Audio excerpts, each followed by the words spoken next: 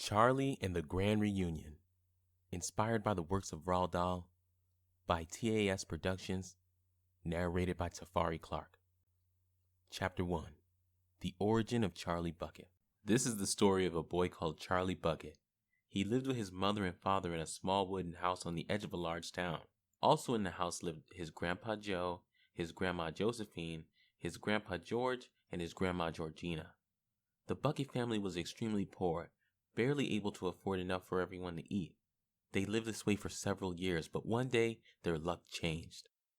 The famous candy maker Willy Wonka created a contest where he hid 5 alluring golden tickets under the wrappers of seemingly plain and ordinary Wonka bars. Whoever got their hands on one of these tickets was given a tour of the factory, and Charlie was one of the lucky 5 children who found one. So with Grandpa Joe at his side, he set off for Willy Wonka's chocolate factory. The factory was astonishing, something out of a fantasy. Every inch of the factory had some sort of astonishing contraption or invention. While it was wondrous, each of the other ticket winners had some sort of accident there, leaving Charlie to win the grand prize and inheriting the factory. Willy Wonka allowed Charlie and his family to move in, and in the process he would shape him to be the perfect successor. Over the years, Charlie and Mr. Wonka had some fantastic adventures, but our story takes place far later, 18 years later at that. It was a cool, gray autumn morning. Charlie Bucket was sleeping on his mattress in the Bucket house, which had been moved into the factory in its entirety. It was nestled in the back corner of the chocolate room over a hill which overlooked the chocolate river. It was placed so hastily and carelessly it appeared that at any second the whole house would slide into the river. His alarm buzzed a loud, shrill buzz as he climbed out of bed. He staggered over to the mirror on the wall, which hung crookedly. He stared at his long, expressive face and took a very deep, long breath. "This is going to be a good day," he whispered to himself. He ran his fingers through his dark, messy hair and put on the chipper smile that he had every day. His parents stirred in their bed, still sleeping, snoring very loud, so loudly that the house began to shake. He inched out the room, hoping not to wake them on the way out. Charlie made his way toward the door, but then he heard a voice call out, "Charlie, where are you going?" Charlie turned to see his Grandpa Joe. His soft, wrinkled skin hung looser than it ever had. His cloudy eyes stared blankly at Charlie, but the rest of his face had a shimmer of joy in it. He was sitting up in his bed, the same bed that he had once shared with the other grandparents. "Oh, Grandpa," Charlie sighed. "I didn't think you'd be up at this hour." "Neither did I," replied Grandpa Joe, "but I suppose it would be better for me to begin my day early." "I see," Charlie nodded. "Well, Mr. Wonka called me in to test out the new candies we've been working on. He wanted me to come in early so we can fit more work in. You know how he is about the schedules." Grandpa Joe sat up and let out a lengthy chuckle. "Ah, yes, you think after 18 years I would remember your daily schedule. We call it Firebird Taffy," Charlie said, not hearing Grandpa Joe. "A special candy that when chewed would allow the one who eats it to breathe small flickers of fire. Or at least that's what it's supposed to do. It hasn't worked very well lately." "Why's that?" "Every time we test it out, it tends to get a little out of hand. Let's just hope this time we don't melt the every flavor licorice machine." "My goodness." "And that was the least eventful outcome. You should have seen what happened on Tuesday. I know Mr. Wonka wanted to redecorate, but I don't think it's exactly what he had in mind." "I see," Grandpa Joe cooed. "Well, don't get discouraged. Just keep moving forward, and you'll get it right." Charlie smiled back. "Thanks, Grandpa. I'd love to stay and talk, but I'm needed to be there in about 5 minutes, and I best not be late." Grandpa Joe nodded, then said with a smile, "Very well. Good luck to you, boy. I'm sure this time it'll be smashing." Charlie opened the door and began to walk out, but before he made his way out, he turned to Grandpa Joe and said with a smile, "Nothing's impossible." With that, he walked out the door and made his way over to the inventing room. On his way, he thought about his time working for Mr. Wonka and what wondrous fun he had. It seemed like only yesterday when Mr. Wonka took him under his wing, but here he was now, a grown man, about to embark on what he thought was sure to be another adventure. Chapter 2. Firebird Taffy. Charlie burst through the door of the inventing room shouting, "Mr. Wonka! Mr. Wonka, I'm here!" A crowd of Oompa-Loompa turned their heads over to Charlie and waved him hello. "Mr. Wonka!" Charlie called out again. "Where are you?" "Who is it?" a voice called out. "Charlie." "Charlie who?" "Mr. Wonka, it's me." Now which one is it? Are you Charlie or are you me? Make up your mind. Charlie let out a slightly frustrated chuckle and made his way over. He walked past a pot that emitted a large cloud of blue steam and around a machine that was making several loud pounding and whirling noises. He passed several machines, one hissing or roaring or grinding or clanging or banging or whizzing. Then finally he saw Mr. Wonka over by the everlasting gobstopper machine, his flat silver hair draping onto his shoulders, his face slightly wrinkled with age, and a large grin spread across his face. He was wearing the usual suit he wore, along with his signature top hat, as well as a pair of goggles over his eyes. "Ah, Charlie, there you are," he bellowed excitingly. "I was wondering when you'd show up." The two of them walked over to a cylinder-shaped machine in the back. There were 3 Oompa-Loompas standing on top, dropping the ingredients into a funnel. Charlie walked over to the machine and pressed a large red button on the side. Once he did, the machine began going clank, clank, clank, and a small red shimmering dollop rolled out onto the conveyor belt every time a clank was uttered. Mr. Wonka snapped a latex glove over his hand and picked up one of the dollops. "I think we've finally done it, Charlie. I really do," he roared. "After 11 tries, I think we finally found the right formula." "Let's see," murmured Charlie. He looked at the clipboard pinned to the side of the machine. "Ingredients for Firebird Taffy Formula number 11. 12 jalapeno stems, 2 teaspoons of habanero juice, a cup of fizz crystals, 10 snozzberries, 3 cups of sugar, 1 pint of honey, a drum of gelatin, 2 hogsheads of ginger powder, a wheelbarrow of cinnamon, and a pinch of salt." "I've ordered a batch of 12 just to be safe," said Mr. Wonka. "I want to be absolutely positively sure that this is the one." Charlie looked up from the clipboard and asked, "You took my suggestion of replacing the Mongolian Inferno chilies, I take it?" "Indeed I did," replied Mr. Wonka. "I don't know what I was thinking when I wanted to add them to the mix. Just one of those could have brought a full-grown elephant to its knees. We wouldn't want to subject our customers to that. That would be horrendous. You know, I think this may be the one," Charlie beamed. "I don't know, I just have a strong feeling about it." Mr. Wonka looked over to Charlie and grinned. "As do I." He handed the dollop to a nearby Oompa-Loompa, and as Charlie grabbed a pair of goggles from a compartment in the wall, "I think I may need these," he said sheepishly.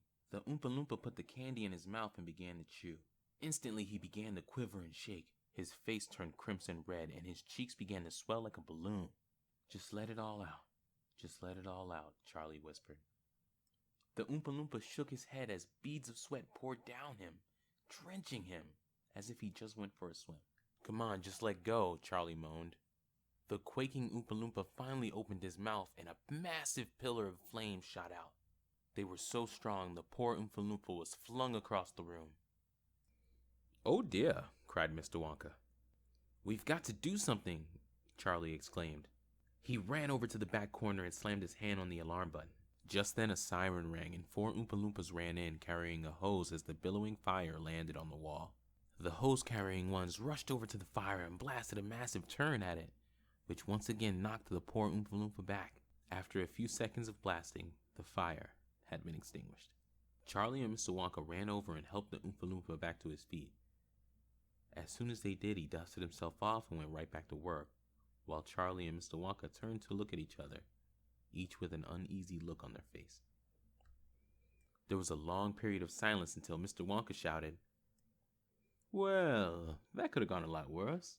Maybe we just need to add only a half cup of fizz crystals, don't you think?"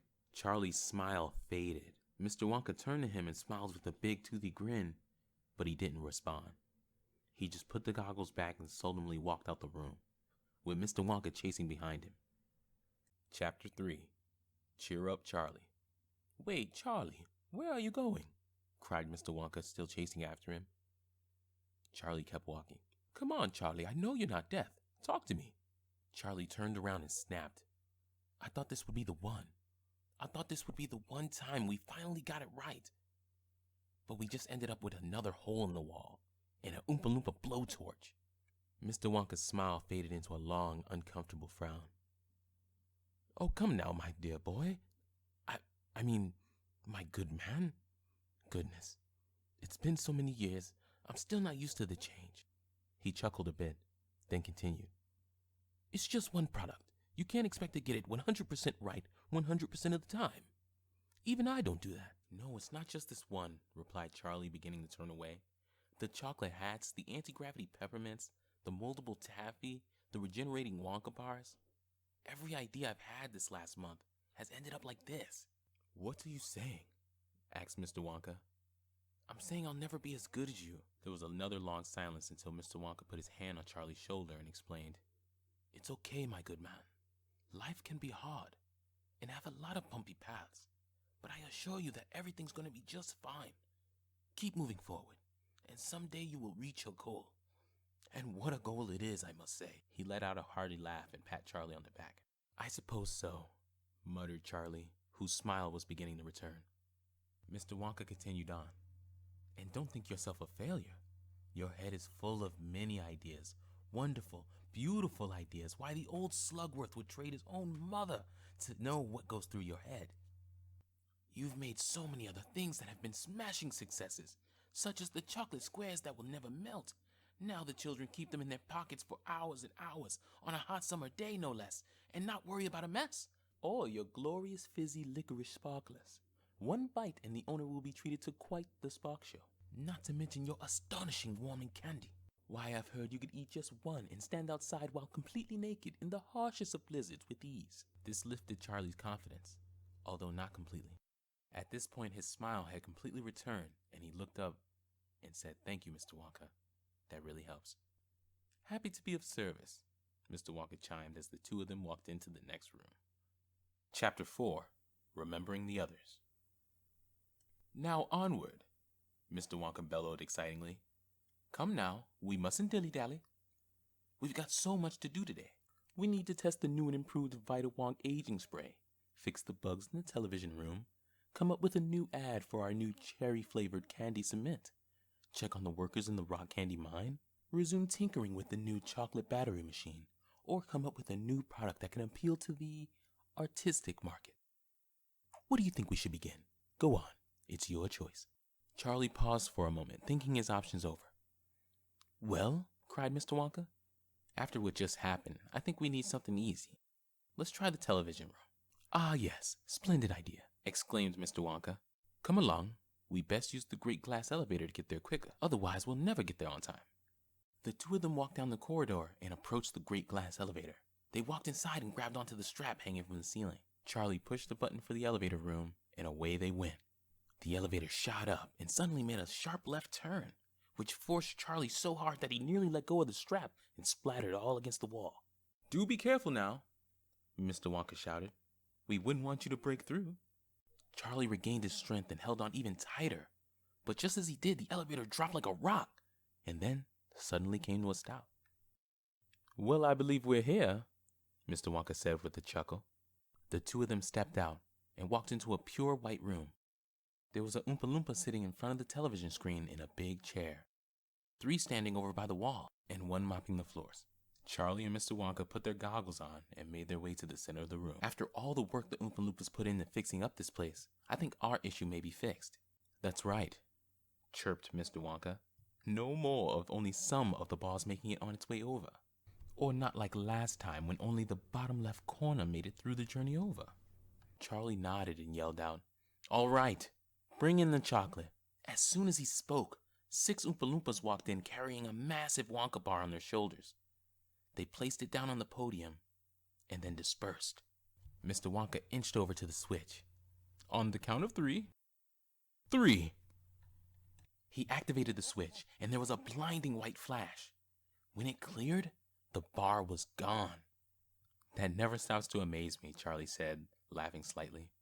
He and Mr. Wonka walked over to the television screen as the Oompa-Loompa in the chair was repositioning himself, trying to see the television. There was a brief period of silence and then a loud static sound. That doesn't sound good, muttered Charlie. He paused for a moment and turned to the Oompa-Loompa behind him. Try every channel. I'm starting to feel a little anxious. The Oompa-Loompa began to change the channel. He turned to a tennis match, a shopping network, an exercise program, and a news broadcast. Well, no luck, moaned Mr. Wonka. There must be something wrong with the circuit board. While Mr. Wonka walked back to find the issue, Charlie's attention was drawn to the television screen. It was a news reporting about a restaurant, but that's not what caught his attention. It was what the newsman was saying. I'm here in failing restaurant Der Yam Hus in Drusenheim, Germany. But one wonders what happened to make this once successful restaurant a complete failure. Well, I'm here with head chef and owner, Augustus Gloop. Once the newsman said the word Augustus, Charlie's eyes became so wide that it seemed as though they were going to pop right out of his head. Augustus Gloop? He thought. No, it can't be. But it was. He was there on the television screen, looking as wide and round as ever. There wasn't a single inch of his massive body that wasn't bulging with flab. His eyes were almost swallowed up by the rest of the circular face around it, and there was a splatter of what appeared to be some sort of sauce around his mouth. Mr. Gloop, what would you say led to the downfall of your once successful restaurant? Asked the newsman. I don't know, he responded in a high, shaky voice. Things were going just fine until people started getting upset with us. I just can't figure it out. The newsman shook his head. But what about the customers complaining about never getting their food? Is this true? And if so, what happened? Augustus began to sweat a little. Well, in some restaurants, it's custom for the head chef to taste the meal before he serves it to the customers. That was always my favorite part of the job. But over time, I began taking more and more out of the dish. Then, eventually, I couldn't help myself. I ate the whole meal, every last scrap. And I've been doing this for the last 2.5 months. Turkeys, sausages, soups, meatballs, bacon, all eaten by me.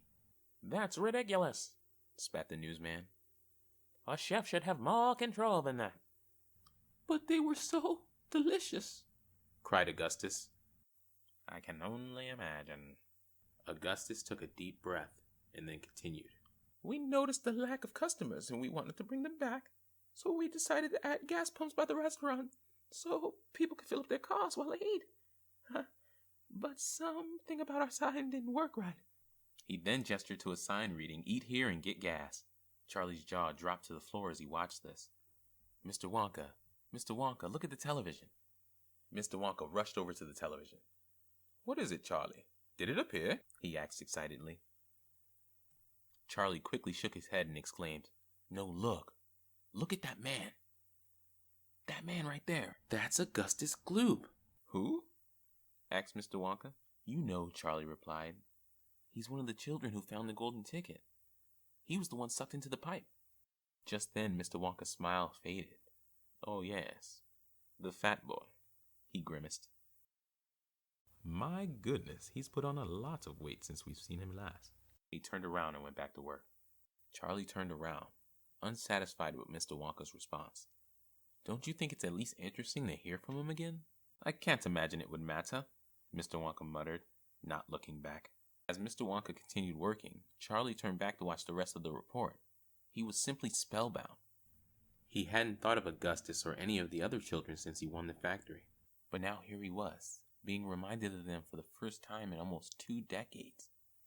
Shortly after, he began thinking about the others. About Violet Beauregard, Veruca Salt, and Mike TV. He began wondering what they were up to and how their lives had changed.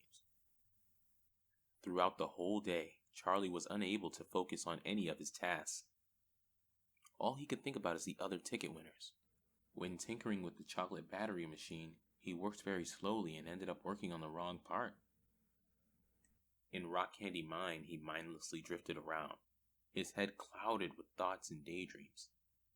When testing the cherry-flavored cement, he didn't notice the Oompa-Loompa who tried it and ended up getting stuck to the wall, unable to get free. And he was unable to come up with any new product or advertisement ideas. That evening at the Bucket House, Mr. and Mrs. Bucket were sitting at the table with dinner. Grandpa Joe was slowly making his way over to the table as Charlie was sitting there still thinking about the others. How was work today, Charlie? Asked Mrs. Bucket. Charlie just nodded and kept staring off into space. Just then, Mr. Wonka burst through the door. I'm sorry I'm late, everyone, but I brought bread. Mr. Wonka walked over to the table and dropped a long, crisp baguette down. How was work, Charlie? Repeated Mrs. Bucket much slower this time. It wasn't as productive as I imagined, Mr. Wonka answered. For some reason, Charlie has had his head in the clouds all day. Charlie slowly started to come to. Then he quickly realized what they were talking about. Goodness, Charlie, it's not like you, said Mr. Bucket. I'm sorry, Charlie said quietly. I've had a lot on my mind. Like what? Asked Mr. Bucket. Charlie sat up and explained. I saw a news report on Augustus Gloop today in the television room. You remember, the greedy German boy who got stuck in the pipe? Well, I hadn't thought about him in a while, and it really sparked my curiosity. And not long after that, I began wondering about the others. And I guess I just got a little carried away. Well, it's always healthy to be a little curious, Mrs. Bucket said with a smile.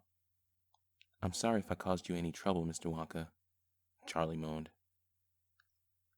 Oh, that's quite all right. Grandpa Joe leaned closer to Charlie and put his hand on his shoulder. You know, if you're so curious, you could always check up on him. What do you mean, Grandpa Joe?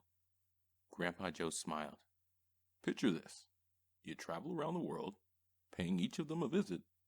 You stop by, greet them with a hearty hello, and catch up after all this time. I'd love to, Charlie sighed, but I'm far too busy with work. I simply don't have time. Are you sure? Asked Grandpa Joe.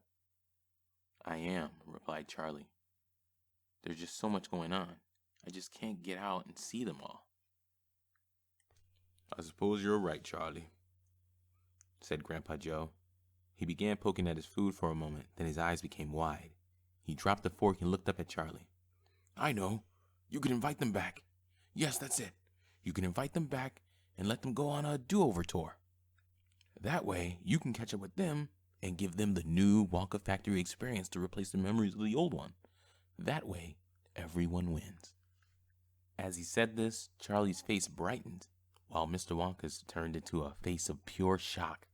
He quickly collected himself and turned to Mrs. Bucket and said, This dinner is simply magnificent. Is it a new recipe?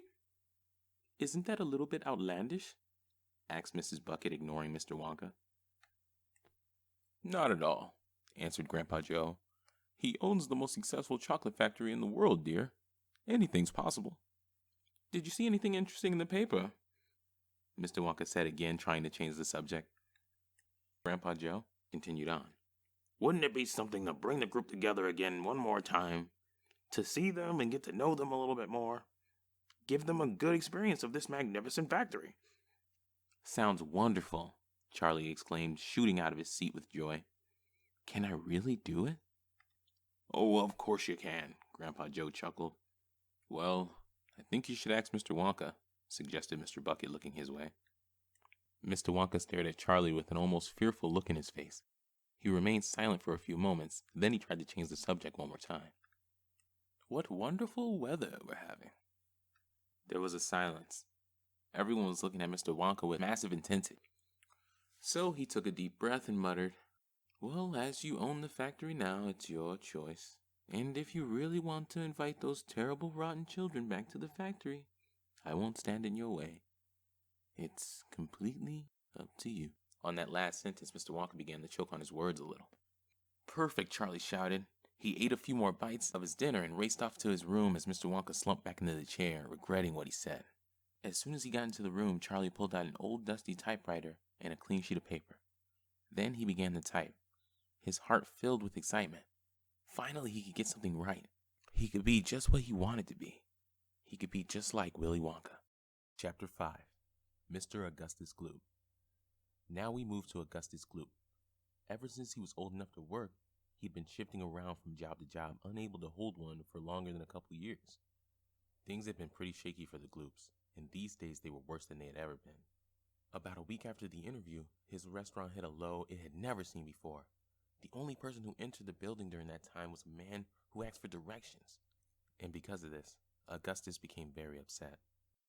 On a particularly dark evening, Augustus came home from work driving his battered-up car, going put the whole way home, and made a loud clong when he turned it off.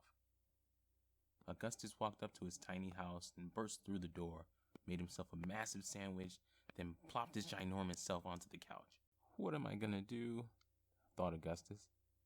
If I don't do something soon, my restaurant's gonna go belly up. And what a belly it'll be. Just as he finished his thought, two boys ran into the room. Hey, Dad, one said. Are you feeling all right? Oh, Aloysius, Boris, you scared me, cried Augustus. Both the boys were about 10 years old. One was the spitting image of Augustus when he was that age. A round, bulging little boy with tiny little eyes and a stomach that eclipsed his feet. This one was Aloysius. The other was Boris, who looked absolutely nothing like his father, being very lean and lanky, and had glasses that were incredibly thick that made his eyes look like the size of silver dollars. Yes, I'm fine, sighed Augustus through a mouthful of food. He swallowed hard and continued. It's the restaurant. It's been seeing some hard times lately. Oh, I'm so sorry, Boris said comfortingly. May I have a bit of your sandwich? Asked Aloysius. But you just ate, Boris said. Aloysius hissed at Boris and grabbed the scrap that his father was handing him. Suddenly a woman walked into the room. She was very tall and very wide. Her hair was tied back in a sloppy ponytail, and she wore a very ill-fitting blouse. Come now, Augustus, she roared. Don't beat yourself up over this. You had to have seen this coming. You've eaten so many meals there that you become customer of the week for the last 2 months. Augustus looked up at the woman. I can't help it, Barbara. I'm just such a good customer. He gave out a hearty laugh, but nobody joined in. Even so, the food is just so good. I can't leave it alone. That reminds me of when you were the food critic, Barbara sneered. You were always the laughingstock of the food world because you never gave anything a bad review. Or when you worked at the deli, but you kept snacking on the meat when people weren't looking. Or when you worked at the bakery and you intentionally ruined the orders so that you could eat them. Oh, leave me be, shouted Augustus. Barbara's eyes became compassionate and she sat down next to Augustus. She put her hand on his shoulder and said, I'm sorry. I just got a little emotional. Look, Augustus, I know it hasn't been very easy, but you just need a little control, that's all. Not having it has gotten you into so much trouble. Even back when you were a boy, you got stuck in that pipe. I love that story, chuckled Aloysius. Thank you, sighed Augustus, ignoring his son. I don't know why, but when it comes to food, I'm weak. Speaking of which, is dinner ready? Barbara gestured to the table, which had a mountain of food piled on it. Augustus, Barbara, and Aloysius ran over to it, immediately stuffing their faces with what was on there. Boris, however, merely walked over and ate only a carrot. Come now, Boris, cried Augustus. You need to eat more. Don't let this food go to waste. I don't think it will, muttered Boris. Besides, I'm not hungry. Barbara leaned closer to Boris and replied, You're never hungry. Just eat up. You need to get some more meat on those bones. I'm fine, Mom, really. Come now. We go through this every night. Please, just eat a little for your poor mother. Boris let out a sigh. I just don't listen to your mother, said Augustus with his mouth stuffed with meat. Boris took one bite of pork, then put his fork down. Aloysius sneered. I get his food then. He grabbed Boris's plate and quickly shoveled a large fistful of pork into his mouth. Why can't you be more like Aloysius? Augustus! Well, I'm sorry, but he needs to learn to eat like his brother. Then he'll be healthy. As Augustus was finishing his sentence, there was a knock at the door. Boris walked over and opened it, but there was no one there. However, there was a letter on the welcome mat. Dad, he called out, there's a letter here for you. From who? He asked. Boris didn't reply. He just handed him the letter and sat back down. Augustus looked at the address, which read Wonka Chocolate Inc. As soon as he read this, he tore the letter open. It read, Dear Augustus Gloop, you are hereby invited to an all-expense-paid grand tour of the Wonka Chocolate Factory as a way to make up for the tragic events of the previous one. While you're here, I will show you around and introduce you to the many wondrous creations and inventions we have here. Do not worry. Many more precautions will be taken to make sure that everything goes well. You are permitted to bring your immediate family if you would like, but please let me know who will be joining you ahead of time. Anyone who is not on the list will unfortunately not be admitted. Please report to the front gate on November 18th at noon sharp. Do not be late. I look forward to seeing you there. I'm sure it'll be a scrumptious time. Signed, Charlie Bucket. As soon as he finished reading, Augustus's eyes widened to the size of golf balls. Yippee! He shouted. He shot right out of his seat and started doing a little dance. Everyone looked at him with an awkward look, which he noticed, and then he sat down. What does it say? Asked Aloysius. Augustus read the ticket with his family, and everyone was stunned. I don't believe it, Barbara cried. That's fantastic, cried Boris. Wasn't that the man who owned the factory named Willy Wonka? Asked Aloysius. Apparently Charlie Bucket won the factory on the last tour, replied Augustus. Are you sure you want to go back there, Dad? Boris asked, beginning to stand up. Of course I do, Augustus bellowed excitedly, pacing around the room. It's a tour of the most amazing chocolate factory in the world. Why wouldn't I go? That place is magical, and the food is even better. Augustus and Aloysius began to think about all the candy in the factory and started to salivate. Barbara was not as excited. I'd love to go, but I don't want to risk getting stuck in a pipe. Oh, come on, cried Augustus. It'll be a great time. No, she replied. I'm not going. Fine, he said with a huff. But I'll take the kids. Hooray, shouted Aloysius. Sounds fun, shouted Boris. Boris, can I talk to you for a moment? Asked Barbara. She and Boris walked over to the corner of the dining room and she whispered to him, I want you to keep a close eye on your father and brother, okay? I love them both very much, but they just don't have any self-control, especially your father. He hasn't learned a thing from what happened last time. Boris nodded. Okay, I will, but don't worry. Everything will be just fine. Chapter 6. Miss Violet Beauregard. One important thing about Violet Beauregard is that when she was cured of being a blueberry, she not only became extremely agile and flexible, she also remained blue. When she left the factory, she realized that even though she had so many wonderful talents, her blue skin would exclude her from really using it. The only way she'd be able to use any of her skills would be by joining a cheap traveling circus. And when that didn't work, she became a PE teacher at a local high school. Throughout the years, she thinks back on the days when she was a winner, when she could win awards and prizes, when she could act bratty and rude and people would just take it. She thinks about all of them, except for the gum-chewing ones. After what she went through, she wants nothing to do with gum. In fact, she's never let her son, Victor Beauregard, even try it for himself. Speaking of Victor Beauregard, because his mother is unable to live out any of her dreams, she started living them through him. She signed him up for wrestling, swimming, gymnastics, and any other sport she could find, or even the ones she just made up. Also, she could feel good about herself through his accomplishments. She did all this, even though he had no interest in it all.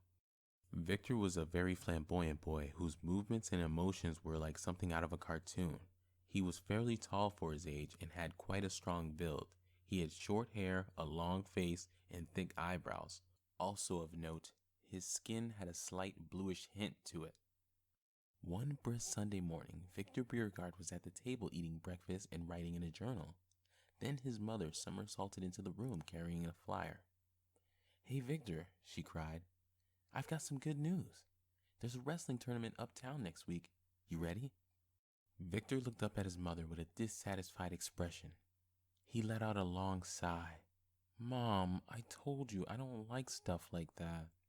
You'll learn to love it, Violet replied, not looking up from the flyer. Victor shook his head. Mom, if I haven't learned by now, I won't at all. Don't talk like that, she replied. You're a winner, and winners don't behave like this. I understand you're nervous, but you just have to take a chance on this. I'm not nervous. Now that's a winning attitude. Victor stood up and said, Mom, I don't want to do this. I'd much rather work on my poems. Speaking of which, I'm getting pretty far on this one. It's called Sunshine. He cleared his throat. and then read the poem. Sunshine, sunshine, everywhere. I wouldn't miss it. I wouldn't dare. It's so pretty and nice, but not cool like ice. And that's all I got so far. Violet put on a fake toothy smile, trying not to tell her son what she thought of his less than stellar writing. It was something. Thank you, said Victor, taking a bow. But I'm stuck on a rhyme for yellow, and I just can't find anything that fits the mood. Alas. Violet rolled her eyes. Such a drama queen, she thought. Yet, a poet can't let himself get upset over something as simple as this. No, sir. He must keep pushing. Look, Violet moaned. You can write this in your free time. Just remember what's important to you and me, he asked. Wait, I've got it, he called out, jumping into the air. Maybe I'll make it a bit more fluency. Fluency? Yeah, you know, add more fluence. What's fluence? It would take too long to explain. It's an artist thing. Just do me a favor, sighed Violet. Please stop reading these poems to everyone you see. I don't read them to everyone I see. You're right, Victor. I guess it's only just the neighbors, your teacher, your principal, your vice principal, your vice principal, the doctor, the bus driver, the wrong number we got last week, the other wrong number we got last week, the waiter at the Italian restaurant. Just then the oven dinged. Oh, my croissants are done, said Victor, running into the kitchen. Violet let out a frustrated sigh and called out, Victor, I'm going to the basement. Victor said nothing. She made her way into the basement, where she kept all her trophies from the past. She came down and stared at them for an hour a day, every day. No talking, no listening, no moving, no anything. Just staring at her prized trophies. There were the ones for baton and gymnastics, running, everything. There were over 300 trophies on the shelf, but there were two in particular that she kept her eye on. The one was a piece of gum that she chewed for 3 months solid, which she was now keeping in a small glass box. The other being the infamous Wonka golden ticket. Every day she'd eye that ticket. The one in her eyes that took away her future. But every time, she'd remember that her championships live on in her son, and that her job was to bring them out. She was looking at her trophies for about 3 minutes, but suddenly Victor came running downstairs with an enormous amount of energy. Mom, he yelled. You've got an urgent letter, and it's from Wonka. What? She cried in disbelief. She cartwheeled over to her son and looked at the letter in his hands. I don't believe it, she stammered. The mailman just came by and dropped it off. And when I saw who it was from, I just absolutely positively knew you'd want to see it. You were right, Violet replied, chuckling. You didn't by chance read the mailman my poem?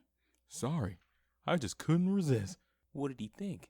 He said, at least it's not as bad as that one about the skunk cabbage. See, Violet cooed, you need to stick to what you're good at, sports.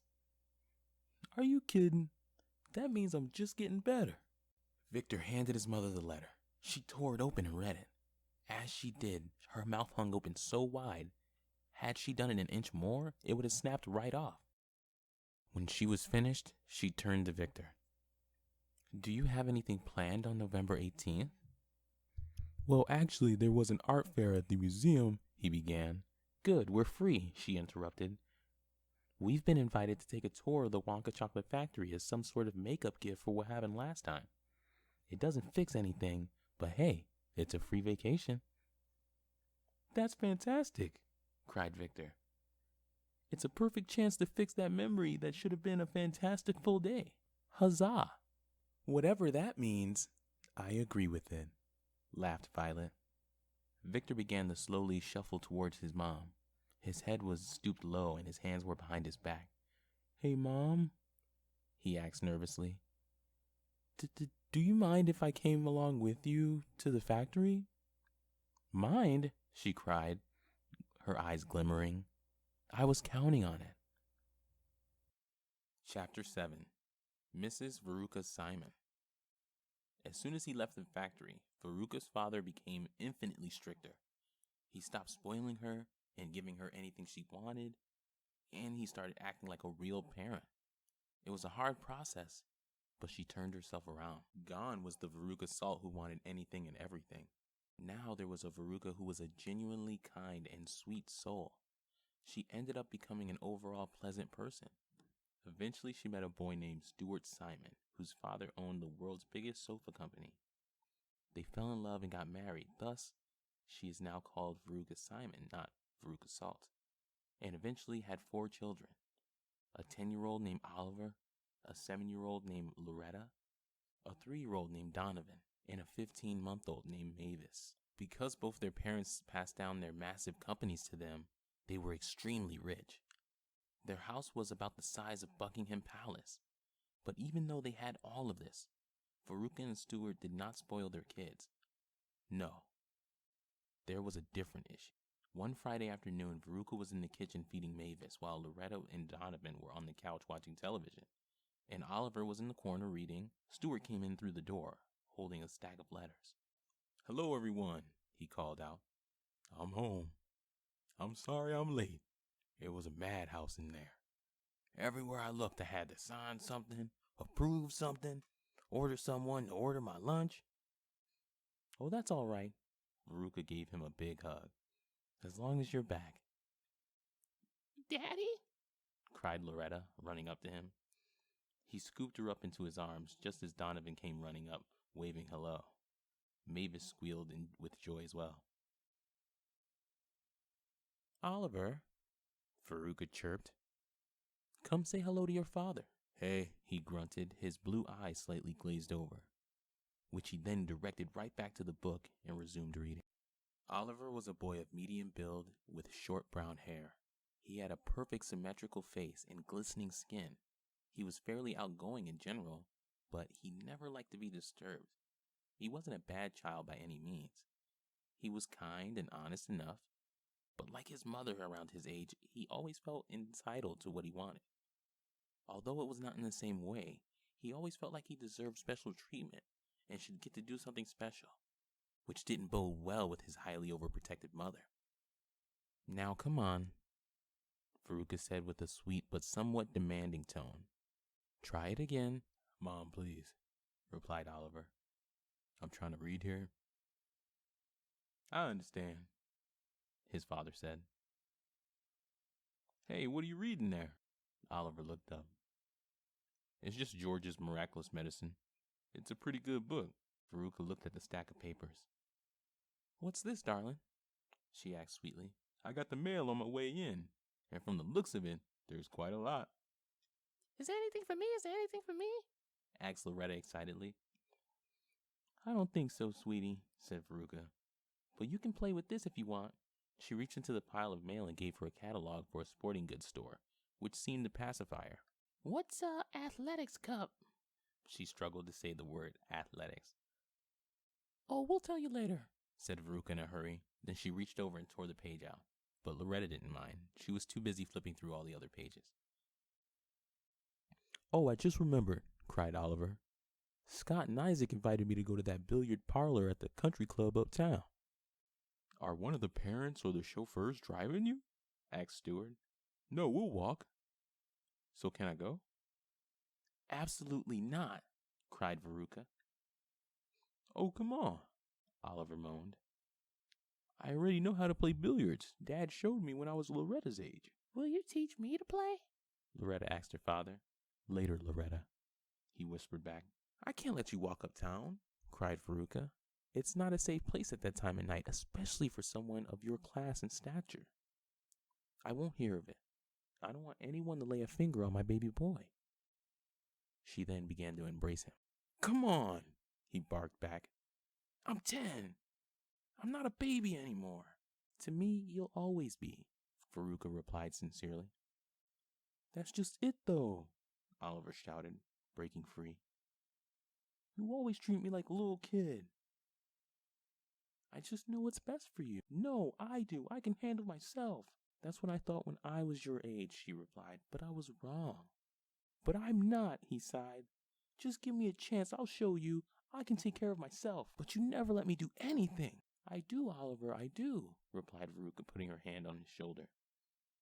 It's just that some things you ask to do aren't safe for someone of your age. Oliver let out a loud, overdramatic groan, and with that he walked upstairs in a huff. What's gotten into him? Asked Stuart. He's been so moody lately. I'm sure it's a phase, replied Veruca. Stuart leaned back. Then again, he's always had this issue. He doesn't have any issues. He's perfect, she cried. She then scooted closer to Stuart and said to him in baby talk voice, He's not the only man in the family like that. Stuart chuckled, then he and Veruca kissed each other. Mommy, Loretta said, this letter's for you. It's from Wonka. Instantly, Veruca snatched the letter and looked at the address. Oliver, come here quickly, Stuart shouted. As Oliver trudged downstairs, Veruca let out a large gasp and opened it and read it aloud. When she was done, everyone exchanged looks of shock and excitement. Then finally, Oliver broke the silence. Are we going? Absolutely, shouted Veruca. It'd be a great family experience. I'm sorry, dear, said Stuart, walking over to the living room. I can't afford to go on the 18th. There's far too much going on. I couldn't afford to miss it. I'm terribly sorry. As soon as he finished talking, Veruca ran over to him. But you've been so busy this week. I'm sorry, dear. You know how it goes. Stuart sighed. Your father owned a big company. My father owned a big company. It passed them to us. We each had a big company. Then you wanted to focus on raising the children. So you gave it to me. Then I had 2 big companies. Then I merged them. Now I have one very big company. But what a company it is. Salt and Simon's Nuts and Sofas Incorporated. It sells more nuts and sofas than any other company in the world. Remember when I first gave you the factory? Veruca chuckled. Of course, he replied. You drove me out to the factory, and there it was, completely wrapped in blue wrapping paper. It took me all day to unwrap it, but it was worth it. They smiled at each other. Then Veruca regained focus. Come on, please, she pleaded. I want the whole family there. Well, except for the 2 little ones. But I can't leave them with my parents. Yes, but even so, he began. Veruca then hugged him and looked him in the eyes. Please, she said, in that baby talk voice. Do it for me, please. Stuart smiled. All right, I'll do it for you, dear. I'll find someone to cover for me. Oh, thank you, darling, she exclaimed, jumping for joy. She kissed him twice and then walked over to continue feeding Mavis. Why did Daddy change his mind? Asked Loretta. Veruca leaned in close and whispered, When I look at Daddy the right way, I can get anything I want. And I mean anything. Chapter 8. Mr. Mike TV. Out of all the golden ticket winners, Mike TV had it the hardest. Because of what happened to him at the factory, he found it hard to go on with life. He let himself become bitter and angry over it, and became extremely distant with everyone, even more than usual. He never married, nor did he have any children. He eventually was able to find himself a job at the Postal Service. He became head of the junk department. If you've ever received a ridiculous chain letter or a catalog for a store you were never interested in, you have Mike TV to blame. The only things that seemed to make him happy anymore was TV, obviously, and thinking about getting revenge on Willy Wonka. Every Saturday from 6 to 10 o'clock at night, he would talk about suing Wonka's company and humiliating him. Now, Mike TV's lawyer wasn't like any other lawyer. Her name was Mervelda Staunch. She was a very old, shriveled woman. She had bright gray hair, very wide, pointed glasses, and a bulging wart on her chin that was no longer than 5 feet. This day was unlike any other. Mike walked into Mervelda's office and sat down. Back at it again, Mr. TV, she asked with a shrill tone in her voice. Obviously, Mike replied. I hope this is good, she said with a sigh. I'm very busy today. That's nice, Mike said with a very uninterested tone. Now what do you have for me? Not much, she replied. You can't expect to just pop in every week and expect us to have something new. I can and I will, he barked. Come on, it's a surefire victory. All we have to do is bring up something we know and we'll win. That's how these things tend to work, Mr. TV. So nothing? He asked. Mervelda let out a groan and looked into Mike's eyes. Look, she moaned. We've been working on this case for 10 years. We don't have enough to go off of for a case this big. Just then Mike shot out of his chair enraged. How can you say that we don't have enough? Look at me.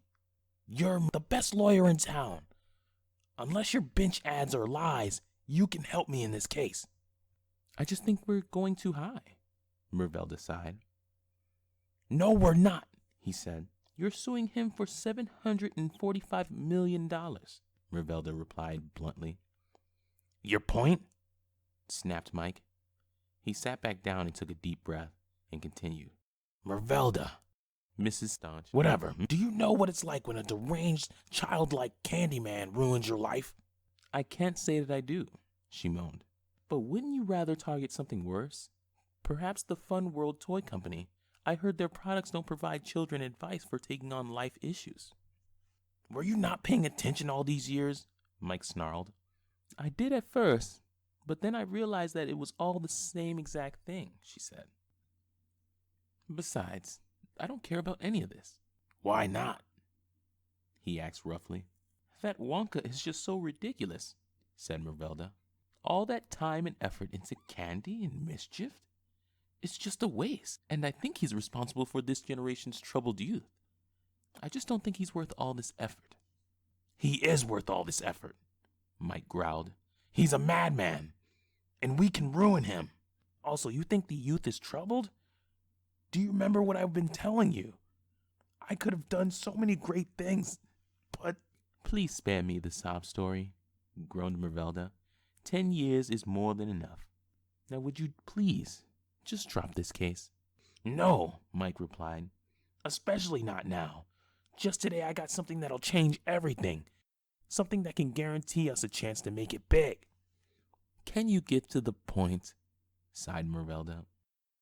Yes, I can, replied Mike. He reached into his pocket and pulled out a letter. But it wasn't just a letter. It was the letter. The one Charlie sent to all the other ticket winners. What's that? Asked Mervelda, slightly interested. This is a letter from Charlie Bucket, the current owner of the Wonka Chocolate Factory. He's inviting all of us to the past. He's inviting all the other past golden ticket winners back to the factory for a do-over tour. Mervelda looked up, her mouth hanging open in shock. She gave him a motion to go on, so he did. I say we go, document everything that's going on. That way we have more to go off of, and then in no time they'll all be ruined. Mervelda sat back thinking hard. Finally, she said, I like it. Do you really think enough will go wrong? Obviously, Mike replied. It's the Wonka Chocolate Factory. As they say, anything's possible. Mervelda nodded and leaned forward. Then she did something she hadn't done in years. She smiled. All right, she chuckled. I say we do it. You won't be sorry, smiled Mike. This'll be great. This is our golden ticket to better lives. No pun intended. Chapter 9. Everyone arrives. Finally, the big day had arrived. Charlie had spent the last 3 days carefully going through every room and planning the day's schedule. Charlie was in the hallway in front of the entrance, pacing back and forth. He was wearing a striking crimson suit coat and pants, and a matching tie, with a black button-down shirt. This is going to be great. This is going to be great. This is going to be great, he whispered to himself. Mr. Wonka and Grandpa Joe walked up to Charlie. Now, Charlie, said Grandpa Joe, don't stress yourself out. You'll be great. Thanks, Grandpa. You're a natural showman, Grandpa Joe continued. You've put your heart and soul into all of this. Well, I'd better get down there and direct the limousines to the gate. With that, Grandpa Joe walked out the door. Charlie resumed pacing until Mr. Wonka walked closer. He's right, you know. He smiled. You'll be great. Thanks, Mr. Wonka, said Charlie with a shake in his voice. But just in case something happens, take this. Mr. Wonka held out a radio shaped like a Wonka bar and put it in Charlie's hand. Use this to call me. I'll be right there. But like I said, you'll be great, no worries. The clock chimed noon. Charlie turned towards the door and began to head out. Wait just a minute. Stay right there, cried Mr. Wonka. He walked over to Charlie and looked him in the eye. There was a short silence, and then Mr. Wonka took off his top hat and put it on Charlie's head. When he did this, Charlie's face beamed with joy. "Now go get him, Mr. Bucket," whispered Mr. Wonka, pumping his fist into the air. Charlie smiled and nodded back. He turned back around and took a deep breath, and then he went out. He stared into the crowd of people surrounding the gate, all wishing to come inside and see for themselves what the factory had to offer. Charlie began thinking more. He thought of all the fun he'd have with the ticket winners and their families, and how when the tour was over, he'd be thought of as just like Mr. Wonka by everybody. Charlie flashed a long, toothy smile and came bounding down the stairs and up to the gate. Just as he did, the first limousine pulled up. Grandpa Joe opened the door and out came the Glumps. Aren't you Charlie's grandpa?" Augustus asked. Indeed I am," replied Grandpa Joe. "How are you still alive?" marveled Aloysius. "I'm a very stubborn man," he replied, chuckling. Boris jumped to his feet and ran over to the gate as Augustus and Aloysius staggered to their feet and waddled over. "Hello, Mr. Bucket," cried Boris excitingly. Aloysius bumped Boris aside and shouted, "Hello, Mr. Bucket. Love your chocolate." Clearly, Charlie chuckled. "But it's a pleasure to meet you. Which of you is Aloysius and which is Boris?" This is Boris, and this is Aloysius," Augustus exclaimed. "Hello, it's me, Augustus Gloop. You've sure changed a lot." "As have you," said Charlie, trying not to comment on his weight. "It's great to see you again." "You know, I was on TV recently," said Augustus. "Oh, really? Is that so?" Charlie asked. "I'll be sure to watch that." "Mr. Bucket, when do we get to eat a snack?" asked Aloysius. "Oh, yes, good question," Augustus exclaimed. "All in due time," smiled Charlie. Another limousine rolled up to the factory. Grandpa Joe opened the door and then did a double take at the family emerging from it. It was the Simons, each one wearing excessively fancy clothes. They walked up to Charlie, and Stuart and Veruca shook his hand. "Hello, Charlie," smirked Veruca. "Long time no see." "Oh, Veruca, good to see you again," cried Charlie. "And this must be Stuart. Nice to meet you." "Likewise," replied Stuart, shaking his hand once again. "And these are our children, Oliver and Loretta Simon." Oliver shook Charlie's hand. "Pleasure to meet you, Mr. Bucket." "Hello, Mr. Bucket," giggled Loretta while curtsying. "My goodness," Charlie exclaimed. "Such well-behaved children." "We're natural caretakers, I suppose. I've learned a thing or two about children from last time," said Veruca, wincing before she said last time. "Yes, what can I say?" laughed Stuart, as he grabbed Veruca's hand. "They've got good parents." Veruca turned to Stuart and smiled, then laid her head on his shoulders. "Mr. Bucket, where does chocolate come from?" asked Loretta. "Well, that's what you're here to learn, Loretta," Simon said gently. Just as he finished speaking, a third limousine pulled up. As soon as Grandpa Joe opened the door, Violet burst out and started handspringing toward Charlie. Seconds later, Victor leaped out. "Ah, smell that clean, crisp air," he exclaimed. "See the dew glistening on the falling leaves. Today's going to be a swell day." He ran over to Charlie and aggressively shook his hand.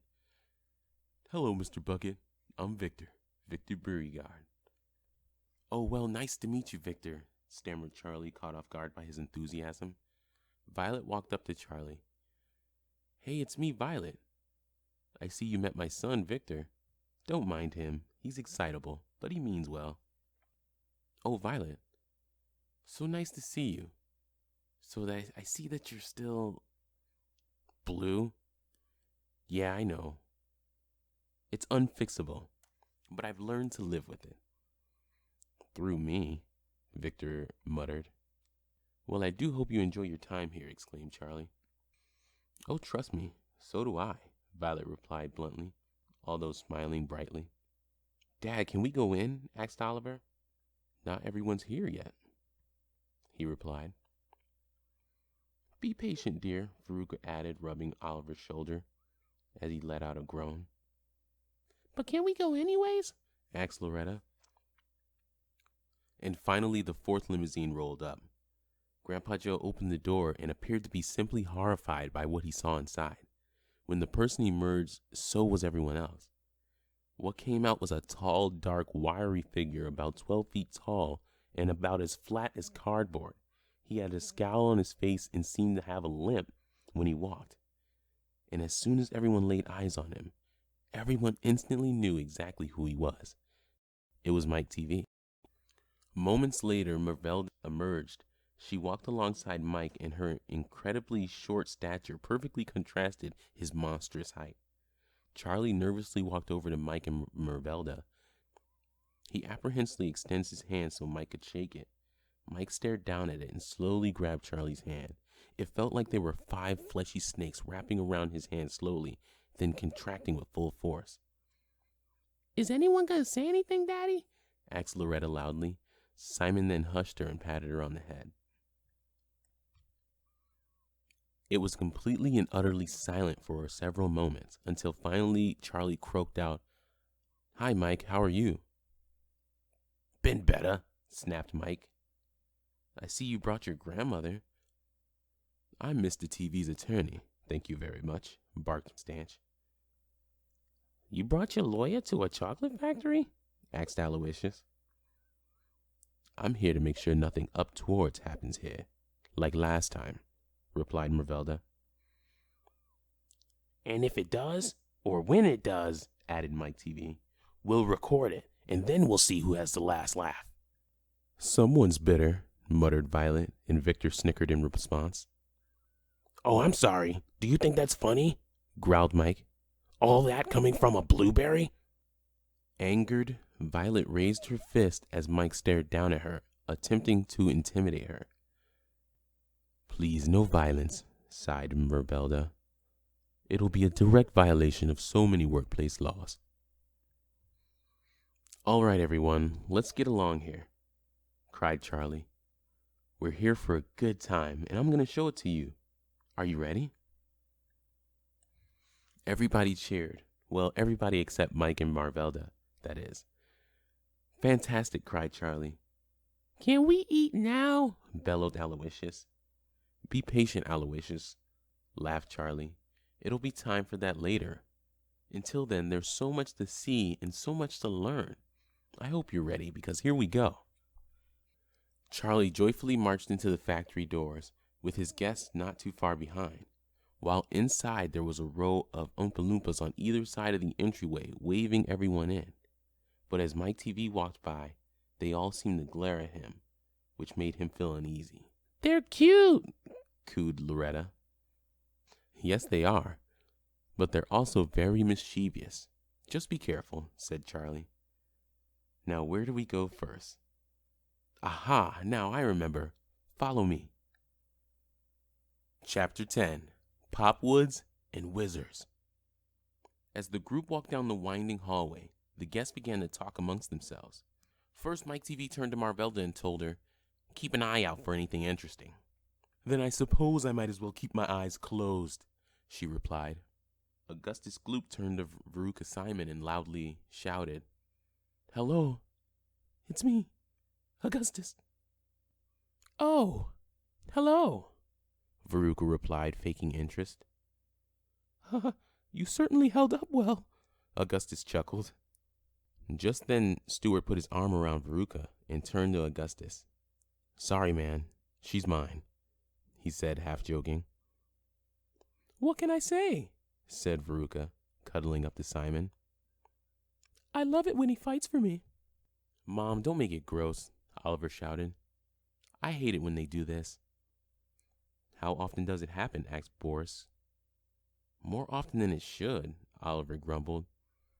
"Don't they know how uncomfortable it makes me?" "I can't imagine they would," sneered Violet Beauregard. Finally, Aloysius inched close to Victor Beauregard and asked, "Would you like some chocolate?" "Of course," cried Victor. "Well, so would I," he snapped back. "But Mr. Bucket," Where's all the chocolate? Charlie turned around. I beg you, Aloysius, please be patient. He approached a perfectly round white door with a wheel in the center which acted as a knob. He turned around once more and said, "This is our first room. Now enjoy yourselves in here, but stay right by me. We wouldn't want any of you to get lost, now would we?" As he said that, Loretta gripped her parents' hands tightly. "There is one very important thing you should know about this room," Charlie continued. "It's that things in here have a tendency to go bang." Violet looked up above the door and read the label, Popwood Forest. "What in the world is a popwood?" she asked. Charlie turned the wheel and cried, "You're about to find out." Then he pushed the door open and everyone was amazed by what they saw. There were several rows of perfectly aligned trees that had dark brown trunks and shimmering green leaves. What hung from them were the most peculiar of fruits. They were crescent-shaped, not too different from a banana, but they were rainbow-colored and were incredibly shiny. The room's ceiling was painted with all sorts of oranges and reds and yellows, almost like the sky during a sunset, and there were several Oompa-Loompa walking through the trees harvesting fruits. "These, my good people, are popwood trees," Charlie explained.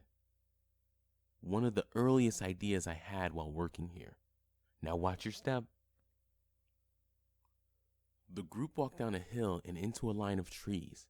Everyone looked around in amazement. Victor grabbed his fingers on one of the leaves and called out, "Come feel these, Mom. They feel like silk." Oliver reached out to touch one of the trunks, but Veruca pulled him back. "Be careful," she said lovingly. Oliver angrily broke free and ran toward one of the trees, but Stuart grabbed his arm.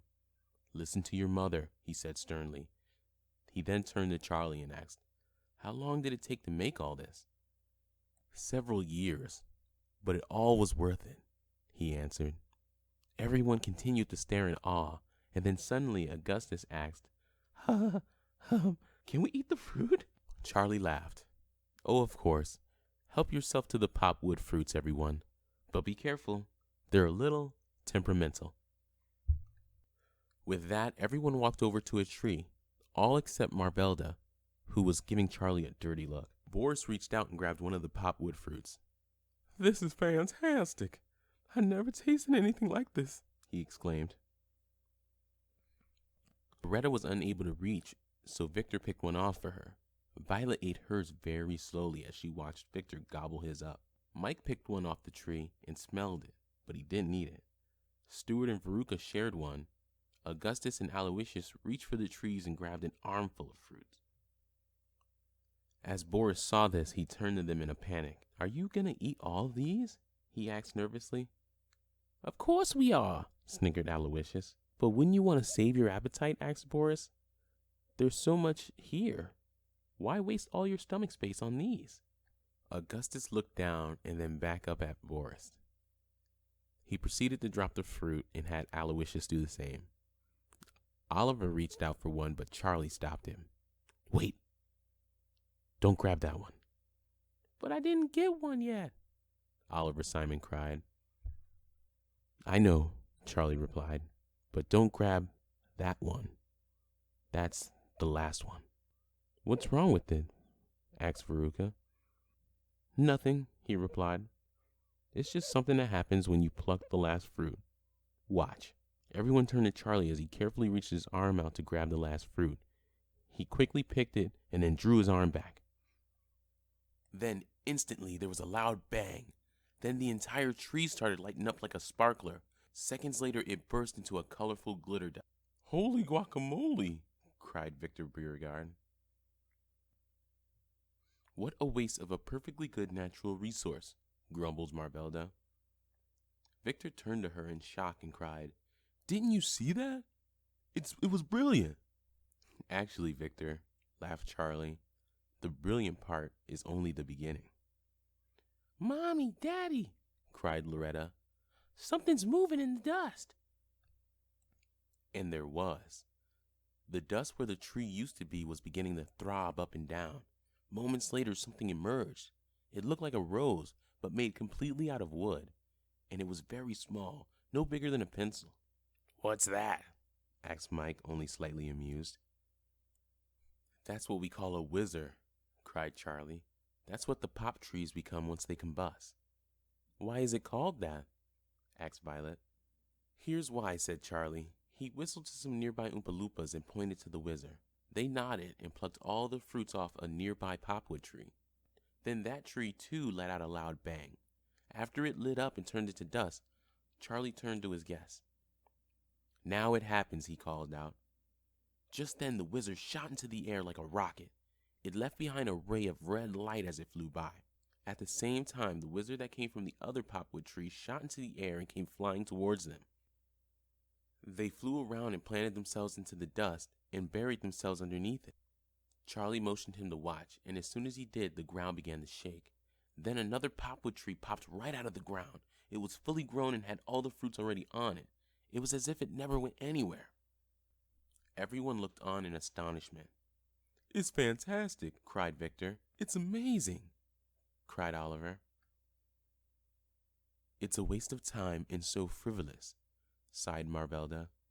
Everyone gave her a dirty glare of disapproval, but Charlie wasn't bothered. Well, I'm glad the rest of you liked it, he exclaimed. I'm gonna grab some more fruit, exclaimed Augustus. Hold on a moment, Augustus, Charlie cried out. We've still got so much more to see. And we'd better get moving now if we want to keep on schedule. Come along. As the group was leaving, Charlie looked back at everyone, and a thought went through his mind. It's the first room, and nobody's gone. Things are turning out well. Chapter 11. The Scatterwamper. Charlie led the group through a long stairway. There were so many stairs, it seemed to go on forever. Do we really have to go up all these stairs? Moaned Veruca Simon. I don't have the energy for all that. Then allow me to help you, my dear, said Stuart with a smile. He then proceeded to pick her up in his arms and carry her up the stairs. My hero, she spurred. Would you guys just stop it already? Asked Oliver. It's embarrassing. They said nothing. They just continued as if they didn't hear him. Hello, said Oliver, annoyed. Can't you hear me? He let out a loud moan. You just don't listen. Oh, you poor pampered child, sneered Mike TV. Finally, they reached a series of 7 doors, each one painted the color of the rainbow. Charlie walked up to the green one and turned around. This is the mischief room. This is where we come up with all the ideas for candies for the children who want to cause a little havoc. However, the machines in here are a bit touchy, so please do be careful. Now, on we go. Charlie opened the door and led the group inside.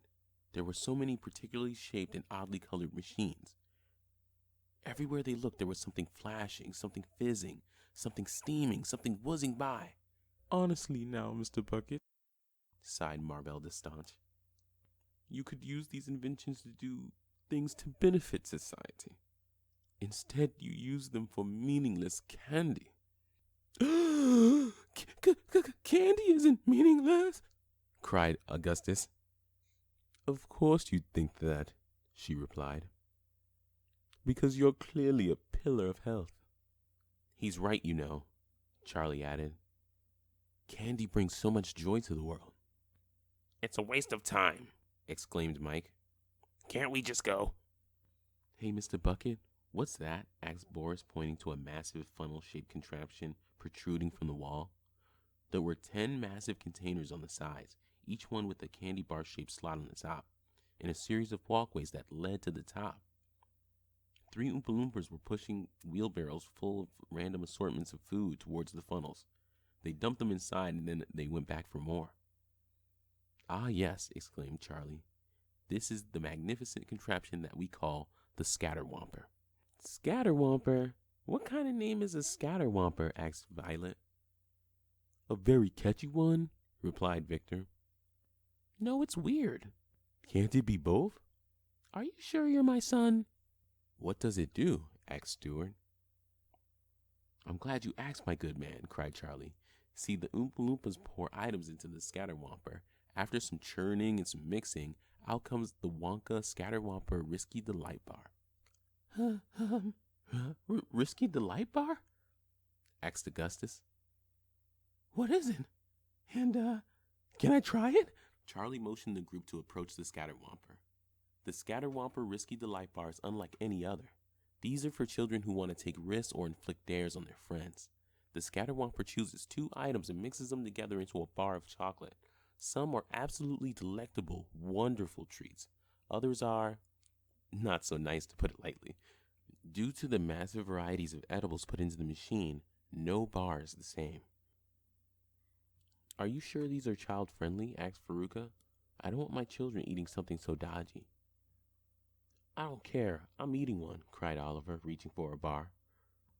There's one for each of you, exclaimed Charlie. Well, all except one. Is there anyone who's willing to go without having one? Stuart and I can share, Veruca suggested. I'll go without one, Mike sighed. I don't like chocolate anyway. Everyone else grabbed a bar and took a bite. I got banana and strawberry, exclaimed Oliver. I got peanut butter and maple, cried Augustus.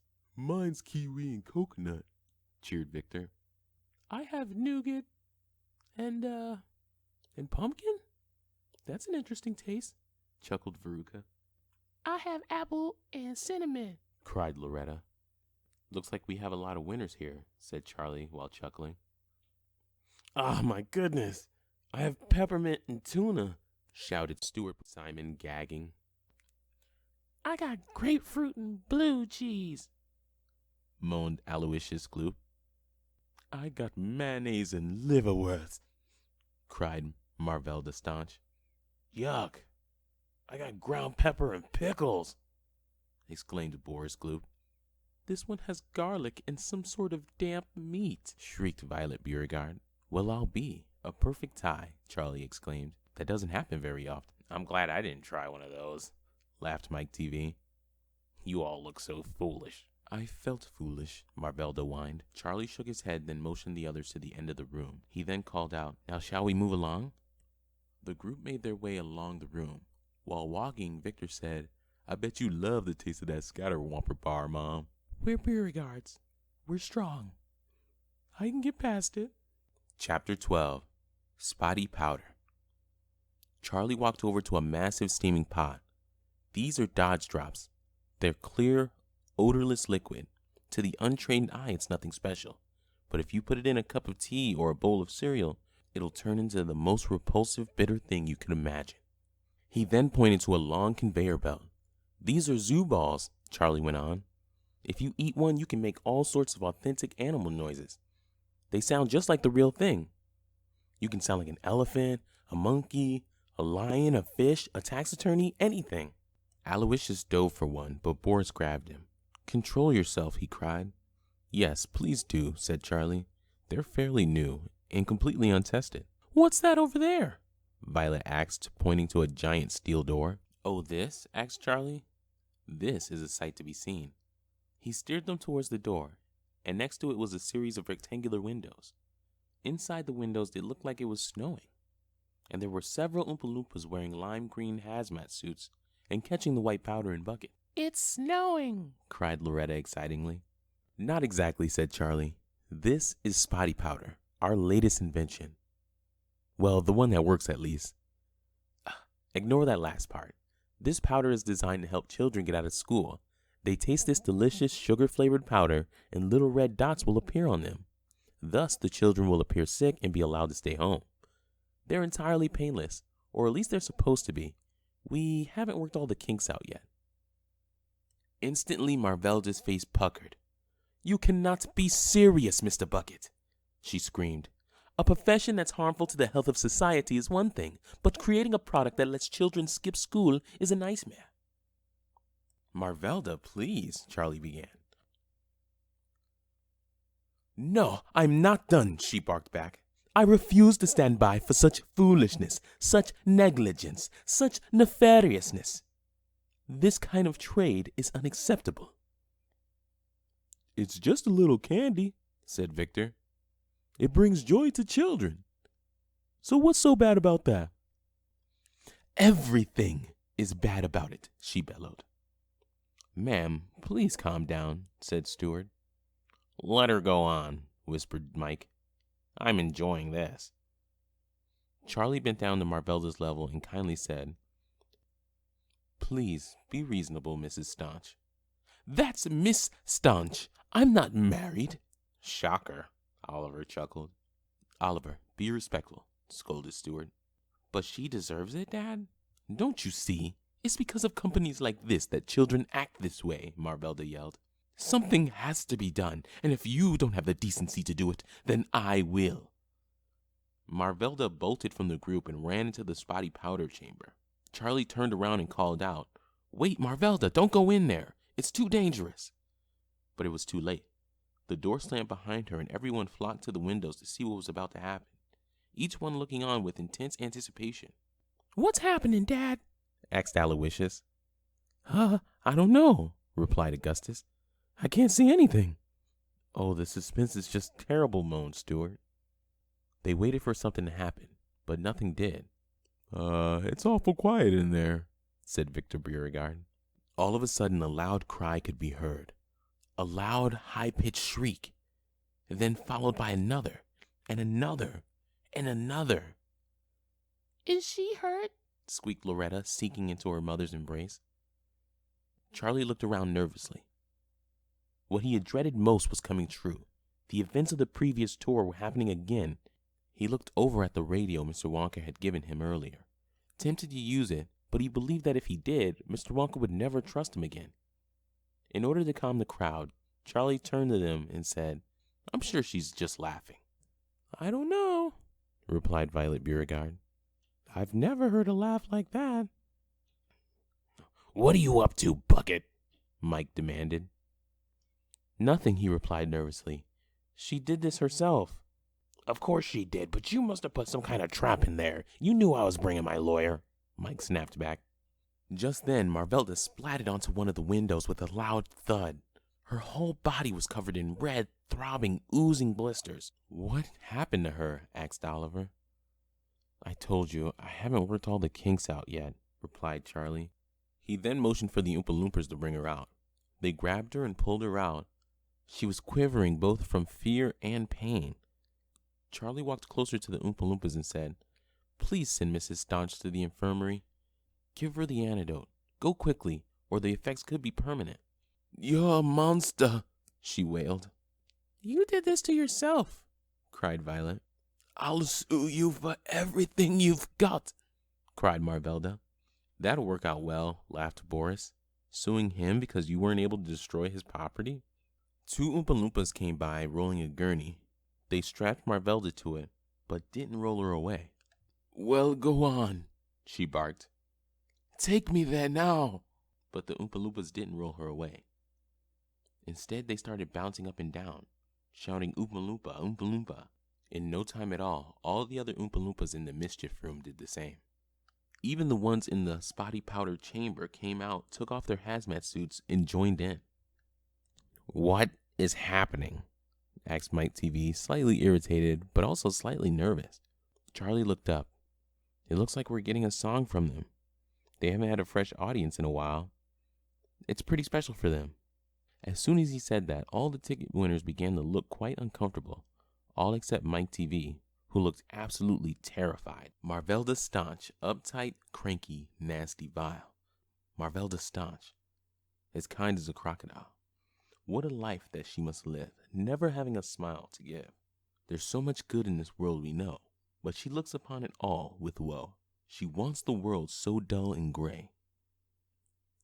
So all of us are left to pray that she loses her mood so dour, so her world can be less sour. This beast seeks to rid the world of fun, and this quest will not be done until the world is purged of joy, taken from every girl and boy. But don't be scared of this repulsive hag. The worst that she can do is nag. There's no one that can even pretend to be on her side or defend her absolutely ludicrous case, or her shriveled, blistered face. We'll roll her to the medic floor. She'll be there until we're sure that we've cleared out every pore, and her pulsing face is no more. And maybe with a little luck, we can get her unstuck from her dreaded powder infection.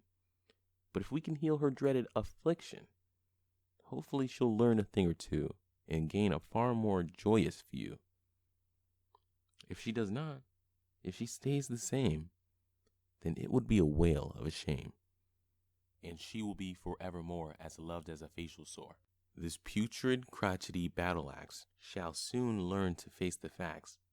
Being such a rotten grump, a pussy, blistery, throbbing lump, will make you reviled amongst everyone. Just sit back and enjoy the fun. Not everything has to be so bland. Be happy with the world at hand. If you choose to ignore this plea, God save you from your enemy, who seeks to stop your rancid ways and put an end to all your days. Two of the Oompa-Loompas then wheeled Marvelda away, and the others resumed their work. Charlie appeared to be mostly calm on the outside, but on the inside he was a nervous wreck. In his mind, everything was on the brink of collapse, so he had to do something to fix it. Don't worry, everyone, Charlie reassured the guests. She'll be fine. She's in good hands.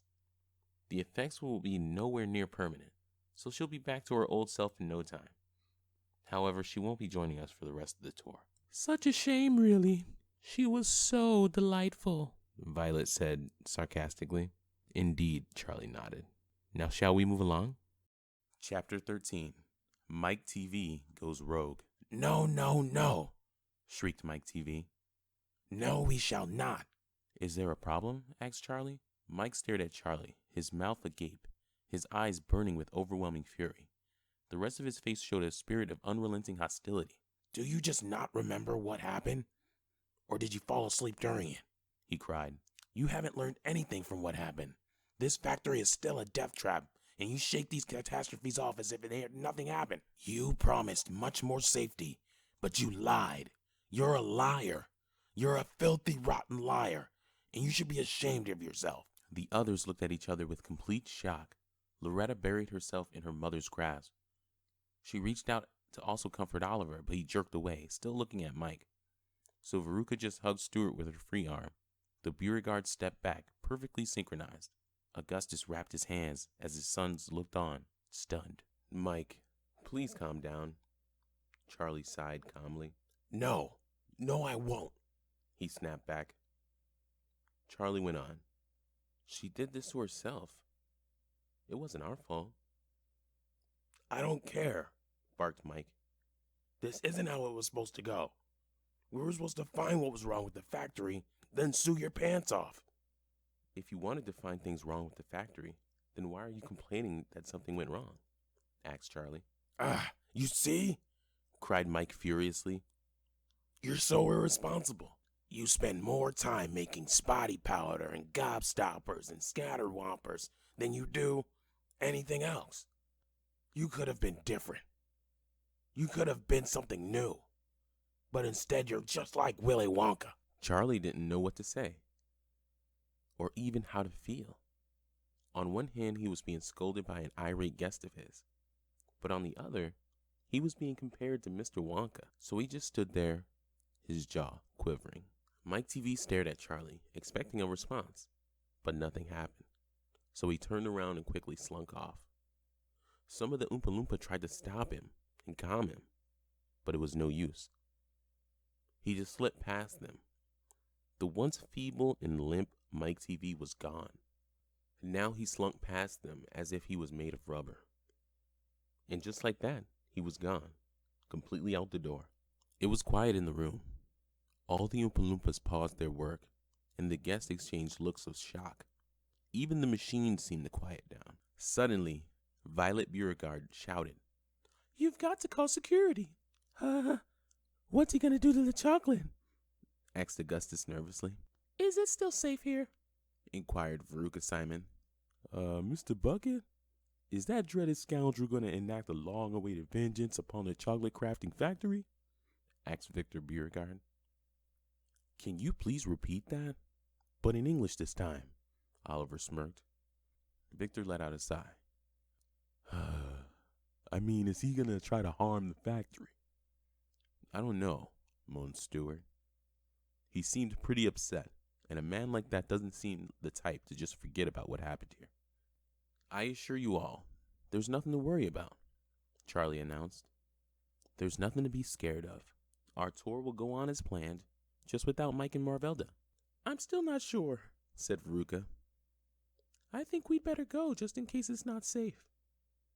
No, we're not, cried Oliver. This place just keeps getting more interesting. I don't want to miss any of it. Now, Oliver, please, be reasonable. I am, Mom. Mr. Bucket says everything will be fine, so let's just get moving. That's the spirit, said Charlie. I would have worded it a bit more respectful to the woman who gave you life, but even so. Now come right along. I have a feeling you're going to like what I'm going to show you next. The party strolled down a long hallway. Each side was covered in doors. As they passed them, the guests read the labels over them. Twisted Sizzlers, the heated bar that melts in your mouth. Elastic taffy that can stretch for miles. Brain food fills your head with so many wondrous facts. Scrub-O-rific bar cleans your teeth while you eat it. Giggle capsule gives one uncontrollable laughter for a solid minute. Jellyfish tank for harvesting jelly. Liquid chocolate that turns solid in your hands. Color taffy that turns your tongue rainbow colored. What's that one? Asked Loretta, pointing at a door. Everyone looked at the sign, which read Fantasy Gloop. That one? Exclaimed Charlie. I was going to save that one for later, but I suppose we can go in now. Everyone nodded. Then they went inside. Chapter 14. Fantasy Glop. The room that the group entered was nearly barren, except for a massive cauldron in the middle. It was about the size of 3 fully grown men standing on each other's shoulders. There was a winding staircase that wrapped around it, which seemed to be new and had no guardrails on it. It had a trunk on top of the staircase, which had several ladle sticks. The walls were painted a sheet black, and the floor was patterned with chessboard linoleum. The Oompa-Loompas inside were transporting large canisters of blue liquid. What is this place? Asked Aloysius, amazed. This is where we make Fantasy Glop, Charlie explained. It's fresh on the market. This delicious candy is probably the most unique in the whole factory. Charlie led them up the staircase. Inside the cauldron was a beautiful blue liquid with several striking green shimmers. It looked just like blue water and was spinning in a circle despite not being stirred or moved at all. I'm glad you asked, Boris, cried Charlie. There are 2 things that make this so special. First, when someone eats it, they taste their favorite food. What one person tastes, the other will likely taste something completely different. Favorite food? Whined Aloysius. I can't just pick one. What's the second thing? Violet asked. When someone eats this, Charlie continued, they picture wonderful things. Wonderful, beautiful, amazing, fantabulous things. Whatever they want to see most, they'll see it with this. Whether it's a fantasy or a happy memory, they'll see it all. Isn't that a little dubious? Asked Stuart. Only if you make it that way, chuckled Charlie. Does anybody want to try some? He reached into the nearby trunk and pulled out a ladle. He dipped it into the goop and pulled it out. The goop now looked like a sludge rather than water. He handed the ladle to Oliver. Now be careful, Veruca began, but before she could finish, Oliver had slurped it up and smacked his lips. How does it taste? Asked Loretta. It's fantastic, he cried. It's amazing. Suddenly his eyes turned completely green, every square inch of them. Everyone looked on in shock, but he smiled back. He let out a happy purr and stared off into the air. What's happening to him? Veruca asked nervously. He's seeing his heart's desire, Charlie explained. Moments later, Oliver turned back to normal. How was it, son? Asked his father. That was amazing, Oliver cheered. I saw me skydiving from a plane. Then I landed on Mount Everest and snowboarded down it. Well, I'm glad that's just a fantasy, sighed Veruca. Oliver groaned and rolled his eyes. Can I have some more? He asked. No, it's my turn, cried Augustus, who dove for the cauldron. Stop right there, Augustus, cried Charlie, pulling him back. It's dangerous to have too much. Try a ladle of it. Charlie dipped 2 ladles in and gave them to Augustus, who gave the other to Aloysius. Once the effects were done, they began laughing. I saw a field of never-ending chocolate, cheered Augustus. Milk chocolate, white chocolate, dark chocolate, as far as the eye can see. Really? Asked Aloysius with an enormous smile. That's what I saw too. Charlie gave a ladle to Veruca and Steward Simon, who promptly ate what was inside, After their fantasies, they turned to each other and smiled. "What did you see?" asked Stuart. Our wedding day, Veruca replied, happily hugging Stuart. then me getting my first pony. "I saw the two of us growing old together," replied Stuart. Veruca smiled at him and then kissed his cheek, which left a massive lipstick stain on it. Charlie gave a ladle to Violet, Loretta, and Boris. They simultaneously ate theirs and began their fantasies. I saw me winning every gold medal in the Olympics, cried Violet. "I saw me winning the Nobel Peace Prize," cried Boris. I saw my family, cried Loretta. Everyone then proceeded to go, "Aww." "Now down we go," said Charlie, beginning to leave. But then he went back to where he was standing and reached for a ladle. "Oh, I'm sorry, Victor," he said. "Did you want some?" No, thank you, Mr. Bucket, he said, waving his hand. I think I'm fine. Why? asked his mother. It's fantastic. Try some. No, I really don't want to. It looks fairly daunting. Victor sighed. First, don't use that word to describe this. It sounds weird, ordered Violet. Secondly, it's just candy. Try it. This is getting pretty intense, Boris muttered to his brother. "I wonder if I can get seconds," he replied. "Why do you always do this?" inquired Victor.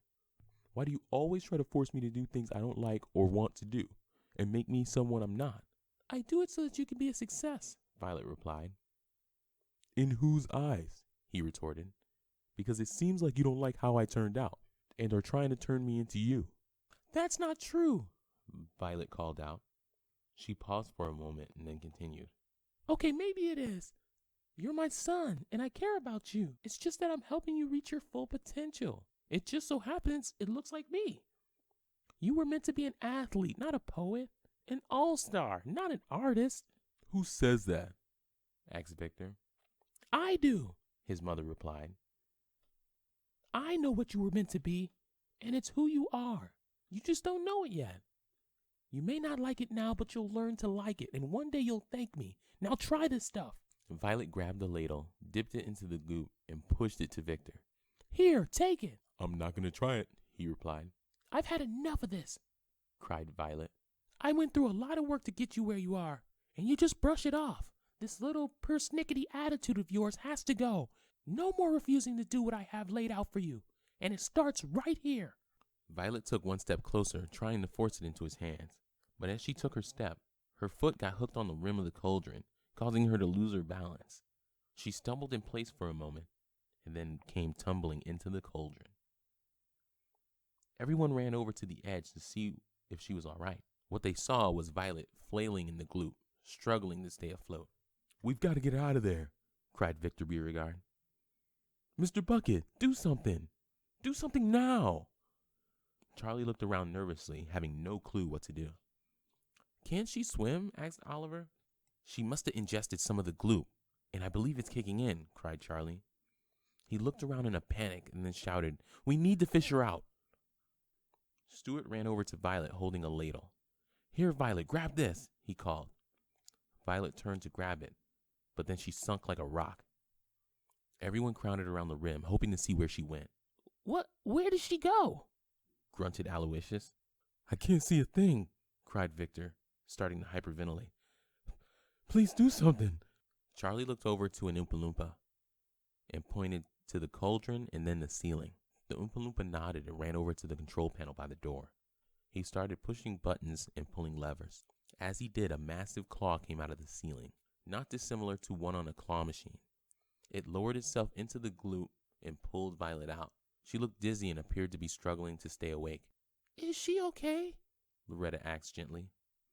"She'll be fine," Charlie reassured her. "As she seems to have swallowed a large amount of it, it'll take a while to activate. I'm not sure why, but the more you eat, the longer it takes to get started.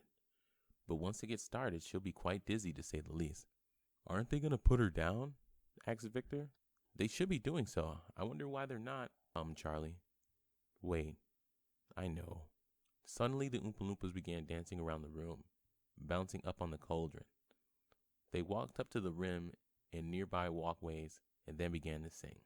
"Once again we must disregard the works of Violet Beauregard. Though no longer chewing all day long, her damage today is just as strong. She's unrefined, unloving, and unkind, and completely out of her mind. She cannot leave good enough alone. She'll whine and complain and moan as she takes her son and has him thrown into a world that's not his own. His personality was formed a certain way, and it brings this deplorable wench dismay. Tries to change him all around, which makes his spirits drown. He no longer likes the life that's his, because she has no value for who he is. No matter what, she would not stop, and now she's fallen into the glop. This repugnant cow, so mad and vile, will only be loopy for a little while. She may awake in a moment or two. She just may pull through. But in the meantime, this nefarious bit of slime will be unable to understand a single task at hand. Stumbling about all over the place, of thought there is no trace, having a dopey grin on her face, her head full of empty space, cannot comprehend a single word that her ears have just now heard, does not remember a single thing, and hopefully she'll feel the sting of causing pain to a loved one whose persona is second to none. Such a shameful swine, such venomous scum, deserves this fate that she's succumbed. If she were left to sink like a rock, at least she would not get the shock of finding out what damage she's done to her dear and beloved son. With that, the claw dumped her on a pile of rags. Everyone rushed over to her to see if she was all right, but no one went as quickly as Victor. He rushed right to her side and knelt down. "Mom, Mom," he shouted. "Are you all right?" Violet looked up. Her eyes were completely green, as they were when she had the gloop for the first time. But she just spun her head around, smiling. "Hi, everyone," she said dreamingly. "Isn't today wonderful?" "Are you all right?" Victor asked. "I love you all," cried Violet. "You're all wonderful." Victor turned around. "Is it bad to say that I like her better this way?" Suddenly the ground started to shake and the lights went out. Everyone became alarmed. The lights came back on after a little bit, but all the machines in the room were deactivated. "What's going on here, Bucket?" "I think we blew a fuse," Charlie responded. Just then, 3 Oompa-Loompas ran into the room. They were all wearing thick goggles and gray jumpsuits. Charlie knelt down, and one of them whispered in his ear. "Oh, really?" asked Charlie. "Are you absolutely sure?" The Oompa-Loompa kept whispering. What's he saying?" asked Augustus nervously. Charlie looked up to the others. His face was scared and upset, although it was clear he was trying to appear calm. It didn't fool anyone. "Everyone," he moaned. "I've just been informed that Mike TV is taking control of the factory." "So much for there's nothing to be worried about," moaned Stuart. Chapter 15. The factory has been taken over. Once again, Charlie looked down at the radio. The same thoughts went through his head as the previous time, but this time he knew there was no avoiding it. He had to tell him. So Charlie pulled out the radio and called out, "Mr. Wonka! Mr. Wonka, can you hear me?" Mr. Wonka was in the bucket shack with Grandpa Joe, Mr. Bucket, and Mrs. Bucket. Grandpa Joe was making the bed, Mr. and Mrs. Bucket were cleaning, and Mr. Wonka was reading the newspaper. "Yes, I can hear you, Charlie," replied Mr. Wonka. "What's the word?" "I have some bad news," cried Charlie. "Mike TV went rogue and has taken over the factory's main computer. He's broken into the computer lab, and now he has complete control of this whole place. And a man like that, there's no telling what he's going to do." "What?" shrieked Mr. Wonka. "I'm sorry," Charlie squealed. "I know you said this was a bad idea, but—" "It's all right, my good man. It's not your fault," assured Mr. Wonka. "Don't worry. Help is on the way." "What should I do?" asked Charlie. Mr. Wonka chuckled and replied with, "I think you're more than enough capable of determining that for yourself." He then put the radio away and told the others what happened. Back in the fantasy glop room, Charlie was about to speak to his guests, but then Mike TV's voice came over the intercom. "Attention, people at the factory," he said. "I suppose you've heard the news. It's true. I took control of the entire factory, every last square inch of it. And I bet you're wondering why. Well, all you gotta do is look at me. I'm 12 feet tall and flat as can be. Can you imagine how this ruined my life? I couldn't find a job anywhere, no matter where I went. I had no luck. I was eventually able to get the terrible one I have now, with terrible hours, and the only benefit I get is that I get to make people miserable with junk mail. It's hard enough to find clothes to wear, let alone make it through this life like this. And it's all because of Wonka. It's all Wonka. So I want to repay the favor by showing them just what happens when you mess with Mike TV. Now, I'm not holding you prisoner. Not at all. You're all free to leave whenever you want. I'm no murderer. But be warned, if you try to stop me, you'll regret it. I'm going to destroy the factory at any cost. I want to ruin Wonka's life because he ruined mine. The room became quiet after that. No one dared to make a sound, not even Violet Beauregard, who was still under the effects of the glop. Everyone exchanged panicked looks and nervous glances. Finally, Oliver Simon asked, "So what's going to happen?" Charlie sighed and shook his head. "I don't know," he said solemnly. "I'm not going to let him destroy the factory. I'm going up there. I'm going to stop him. I'll just go to the computer room and see what I can do. You're free to go if you want." Everyone looked around. Then Victor ran up to Charlie. "I'm not going anywhere. I'm going to help you reclaim the factory." "What?" Charlie cried. "Don't you know how dangerous it is?" "I do," Victor replied. "You gave us such a wonderful time here, and I want to show you my appreciation. If that big bad refrigerator magnet of a bully thinks he can win, he's got another thing coming." "Thank you," Charlie said, a little choked up.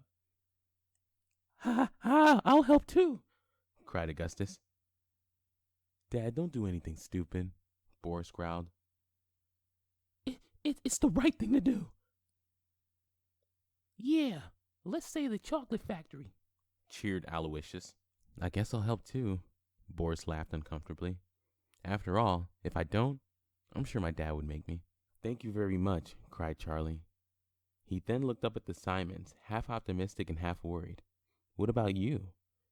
They said nothing for a brief moment, but then Oliver ran over to Charlie shouting, "I'll help, Mr. Bucket." "Oh, no, you won't," shrieked Veruca. "I won't let you do it. It's too dangerous." "Oh, knock it off, Mom," he yelled. "This factory's the most amazing place I've ever seen, and I'm going to join in no matter what." "Not if I have anything to say about it," she called back. "I don't want my baby boy getting hurt." "I'll be fine," Oliver yelled bitterly. "I'm going in, and that's the end of it." "Now, young man," said Charlie, "listen to your mother." "I'm going to help," he cried. "I think he may have a point," muttered Stuart. Veruca whipped her head around, absolutely baffled. She couldn't believe what he was saying. "Listen, dear, this could be a good experience for him. He needs a bit of exposure to this sort of thing to toughen him up. Also, I think this Mike fellow won't take too kindly to him just walking around." Veruca thought about this and finally let out a distressed sigh and whispered, "All right, we'll stay." Charlie's face beamed with joy at hearing this. A new sense of determination washed over him. "Thank you all," he cried. "It really means a lot." He then gestured to Violet Beauregard and said, "Something needs to be done with her." He snapped his fingers and an Oompa-Loompa came by, rolling a dolly with him. Charlie and the Oompa-Loompa prompted Violet onto it and strapped her in. "Shouldn't we take her to the infirmary?" asked Victor, surprised at what he was seeing. "I'm afraid we can't do that," Charlie replied, shaking his head. "There isn't anywhere we can take her. Mike has control of every room. The best place for her is in your line of sight." "Isn't this dolly the most fantastic dolly in the whole world?" sighed Violet. "I understand," Victor said, forcing a smile. The group began to make their way out of the room, with Victor pushing his mother along on the dolly. Boris walked up to his father and brother and told him, "I'm very impressed. That was a very noble offer you made, Mr. Bucket."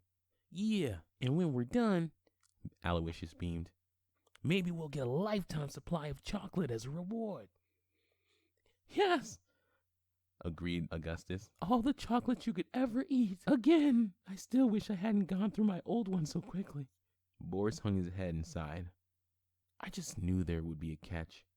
"All right, everyone," Charlie called out. Let's stop Mike TV and take back the factory. Chapter 16. Stuck in the Great Glass Elevator. Back in the bucket shack, Mr. Wonka told everyone what happened. So you mean that awful man has complete control over the factory? Asked Grandpa Joe, his clouded eyes filled with horror. Indeed he has, affirmed Mr. Wonka. There's no telling what that cardboard cutout is going to do. But what are we gonna do? Inquired Mrs. Bucket. Well, if I know Charlie, Mr. Wonka explained, and I think I know him best out of anyone in this room, I'd say he'd take it upon himself to liberate the factory. It's a grand gesture indeed, but he'll need some help. That's where we come in. The other three looked at each other with fear and confusion.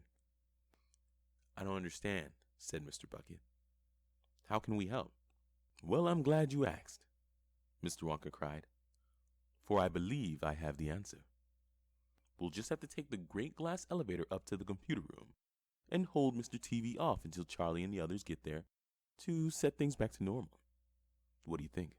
I suppose we can try, said Mr. Bucket, unsure of what he was saying.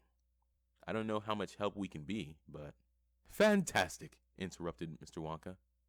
Then let's get going. We don't have a moment to lose. Old Mr. Wonka raced out the door as Mr. Bucket and Mrs. Bucket helped Grandpa Joe to his feet. The four of them steadily made their way along the hallway until they got to the great glass elevator. They approached the double doors, and they slid open. Come on in, cried Mr. Wonka. They all ran inside. Mr. Wonka pushed the button labeled computer room, and away they went. The glass elevator shot up into the air. The three buckets were gripping onto the straps they were holding onto with all their might. But Mr. Wonka was just casually hanging on. Wow, it looks like we're making good time, he called out. I sure hope you have a thorough plan for when we get there, murmured Grandpa Joe. My good man, exclaimed Mr. Wonka. You can't expect to plan out every single moment of your life. Why, some of the best things in life are completely on the spot. All we need to do is get there, and then go with the flow. I just hope this isn't a flight of lunacy, Mr. Bucket moaned. You say that like it's a bad thing, said Mr. Wonka. As Mr. Wonka finished his sentence, the elevator began to slow. Are we there already? Asked Mrs. Bucket. No, we're not even close, answered Mr. Wonka, beginning to sound worried. Now the elevator was completely stopped. It didn't budge an inch. Mr. Wonka tried to push the button several more times, but to no avail. What happened? Panicked Mr. Bucket. I see you trying to get rid of me, Mike TV's voice called out over the factory's intercom. Well, I can't have you messing me up just yet. So I'll leave you there for the time being, and maybe I'll let you out when I'm done. This is bad, yelled Mr. Bucket. This is bad. This is bad. This is bad. Wait a minute. How are we going to get out and help Charlie? Inquired Grandpa Joe. Mr. Wonka looked around in panic, then confessed, I don't think there's anything we can do. There has to be something, shouted Mr. Bucket. Maybe there is, chirped Mr. Wonka. We just need to get out. And how are we going to do that? Asked Mrs. Bucket. Mr. Wonka said nothing. This is just horrible, sighed Mr. Bucket. Our son is guiding a tour in the midst of a hostile takeover. I suppose it could always get worse, cooed Grandpa Joe. And how's that? Mr. Bucket growled. Grandpa Joe let out a small chuckle and then responded, It could be raining. Chapter 17. Return to the chocolate room. The tour group ran out of the fantasy glop room and back into the hall. Loretta was gripping her father's leg tightly, and Victor was still wheeling his mother around on the dolly. Where do we go next? Victor asked excitedly. We need to get to the computer room, replied Charlie. But I've just been informed that the glass elevator is out of commission, so we need to find a route that Mike has the least influence over. He thought this over for a moment, and then called out, I've got it. Follow me. I don't know what else we would do, chuckled Boris. They walked down the hallway and through a winding corridor. Charlie led everyone to the back room, where there was a small metallic door and a label that read Chocolate Room. Instantly, Augustus's face turned to that of sheer horror. All of the memories of his past experience came flooding back. We can't go in there. he cried. It's either that or take our chances with Mike, smirked Stewart. Oh, all in favor for taking our chances with Mike? Asked Augustus, his voice trembling. But Charlie didn't listen. He pulled out a set of keys, unlocked the door, and pushed it open. What they saw was the same breathtaking landscape. The candy trees, the pipes, the chocolate river, the meadow. It was all there, and it still looked as fantastic as the day they first saw it. However, as they stepped forward, the ground felt damp and marshy. Their feet began to sink slightly with every step. Why is the ground so wet? Shrieked Veruca. It's getting all over my new heels. Even so, I'd say it's beautiful, exclaimed Victor. It's like something out of a fairy tale. Even so, there's clearly something wrong here, said Oliver Simon. Isn't this just swell? Giggled Violet, still dazed. Charlie looked around in search of the issue, but found nothing. Then he turned his head to the pipes. They seemed to be working correctly, but then it hit him. They weren't sucking in chocolate. They were pushing it out, causing the room to flood. He explained this to everyone, and they were all stunned, all except Augustus and Aloysius Gloop, who proceeded to eat the chocolate-soaked candy grass beneath them. Dad, Aloysius, please control yourself, pleaded Boris. This is so good, cried Aloysius. I never tasted anything like it. Come on, you don't want to get left behind, stuttered Boris. Yo, don't tell me what I don't want, yelled Aloysius. Come on, we have to go. Not now, we're eating. Boris pushed them back up towards the group. They trudged their way through the meadow, drenching their shoes with chocolate. This is awful. I'm ruining my new shoes, cried Veruca. You can just take them off, suggested Boris. That is such a low-class way of thinking, she scoffed. Don't worry, Charlie assured. Do you see those Oompa-Loompas over there? They're working their hardest to fix the damage. Every Oompa-Loompa in this room. But that doesn't fix my problem, growled Veruca. Stewart turned to her and smiled. Don't worry, I think I can help you. He scooped her up into his arms, and she let out a love-struck sigh. In the midst of this, Oliver scooted close to Victor and muttered, If anyone asks, I'm in your family. I've always wanted a brother, Victor said jokingly. But in all seriousness, shouldn't you be nicer to your family? They're so obsessive, sighed Oliver. It's disgusting, and when it trickles down to me, they never let me do anything. All because they say it's not safe. Oh, I'm sorry, said Victor, trying his hardest not to say anything he would regret. They never let me do anything, Oliver continued. They're just too controlling. Violet turned to him and smiled. It's not about what they could do for you. It's about what they actually do for you. I literally have no idea what that means, he replied blankly. Where are we? She asked, dazed. We're almost out, Charlie said. The way out is just over here. He pointed to a set of hidden doors behind a thick peppermint bush. Why not use the boat? Asked Veruca. I don't know where it is, said Charlie, and I don't trust it at this time. You never know what could have happened to it. As the group began to walk over to the doors, Augustus and Aloysius resumed eating the chocolate-soaked grass, moving further and further away from the others, and closer to the chocolate river. Chapter 18.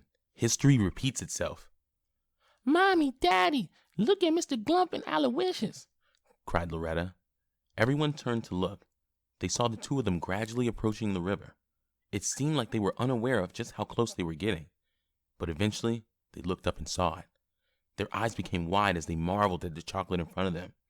Aloysius turned to his father as if to suggest that they should try it. Augustus just stared back, his face not moving. Maybe just a little won't hurt, suggested Aloysius. It's just so good. After all, we know to be careful, his father added. Dad, Aloysius, what do you think you're doing? Screamed Boris. Hasn't that beastly man learned anything from last time? Asked Stewart. I guess not, Charlie responded. but I just hope their heads aren't thick enough to actually do it again. But they were. Aloysius Gloop took the first taste, and then Augustus. They were scooping it into their mouths with one hand and holding on to the edge with the other. The rising flood of chocolate that the pipes were causing seemed to just get worse, as the ground beneath them got so damp that it had the same feeling as a wet sponge. But of course they didn't notice. "Augustus, Aloysius, please stop," cried Charlie. "You're contaminating the entire river. Stop before you ruin it further." But they didn't listen. They just kept eating, not saying a word. Everyone else started shouting at them to stop, even Violet Beauregard, but it was no use. They wouldn't stop, and the ground beneath them just got wetter and weaker with every passing second. "I've got to stop them," cried Boris. He began to run down the slope over to his father and brother, but then it happened. The edges they were kneeling on became too weak to support their colossal weight, so they broke off, sending them both into the river, barely able to stay above the surface. "Not again!" cried Charlie. He became very upset at the sight of this. Yet another thing was going wrong on the tour. His tour. How could he run the factory on his own if he couldn't even look after his tour group? "We have to save them!" cried Boris. All of a sudden, the pipes stopped blowing the chocolate out. "Now's the time to save them!" shouted Victor. "The pipes have stopped." He ran over to help them, but Charlie grabbed his shoulder. "No," he said. "Something's happening." Then the pipe started sucking up the chocolate again, and Augustus and Aloysius were getting pulled closer and closer to them. The suction was too strong. They couldn't break free. "What can we do?" panicked Boris. Charlie just stood in awe and terror. He was absolutely stunned. He couldn't move. "That Mike TV. He must have seen this," exclaimed Stewart. "He must have done this on purpose, like he did when he stopped the great glass elevator." I hope they're going to be all right," moaned Victor. "We'll have to wait and see," replied Oliver. "Look, they're gone." Indeed they were. Both of them were pulled underneath the chocolate. There was no sign of them, and that's how it stayed for a while. "Oh, how long are they going to be down there?" smiled Violet, not grasping the seriousness of the situation. Finally, Charlie was able to croak out some words. Only a few. He said, "It's hard to say." Seconds later, a head popped up from one of the pipes. Seconds later, a head popped up from beneath one of the pipes. It was Aloysius, gasping desperately for air. Then the other head popped up, pushing him slightly higher. This one was Augustus. "Thank goodness you're alive," exclaimed Veruca. Her face then soured. "Don't tell me they're actually stuck." The two didn't stay in that position for long. Both of them were rocketed up the pipe, still stacked in the same order. Everyone began to panic. Are they going to be all right? What's going to happen to them? Where's that pipe go? Can't you just shut those pipes off yourself? Why aren't the Oompa-Loompas doing anything to help? Suddenly, Augustus and Aloysius began to slow. "Oh, not again," cried Charlie. Deja vu, chuckled Violet eerily. And just like that, they were stuck in the pipe, desperately struggling to get free. "This is more than I can bear," exclaimed Victor Beauregard. "Come on, Mr. Bucket," Boris yelled. "There has to be something you can do to help them. Please." "I don't think there's anything to do, except to wait for the inevitable to happen," Charlie responded. Augustus and Aloysius were looking down at the crowd, who were staring intently back up at them. "I don't understand," pondered Charlie. "They should have shot up by now." He looked down and realized something. There was no chocolate building up behind them. The pipes were turned off. There's no way they were getting out now, he thought. "That lousy maniac has gone far enough," bellowed Stewart. "You think he's lousy?" sneered Oliver. That one up there got jammed in the pipe again by doing the exact same thing. Now, Oliver, be respectful. To Mr. Gloop? Really? Augustus and Aloysius began to panic even more. They were struggling with all their might, but it didn't do any good. There has to be some way to get them out of there, Boris shouted. I think they're stuck, cried Violet. All of a sudden, the Oompa-Loompas began leaping and bounding down the marshy fields and over to the ground surrounded by the pipe. Look, shouted Boris. The Oompa-Loompas are here to help. I don't think that's the case, murmured Oliver. The Oompa-Loompas began dancing in a circle. Then they sang their song. Here we are again, we regret to say.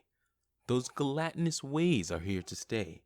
Aloysius Gloop, that big tub of lard, will learn a lesson, oh so hard.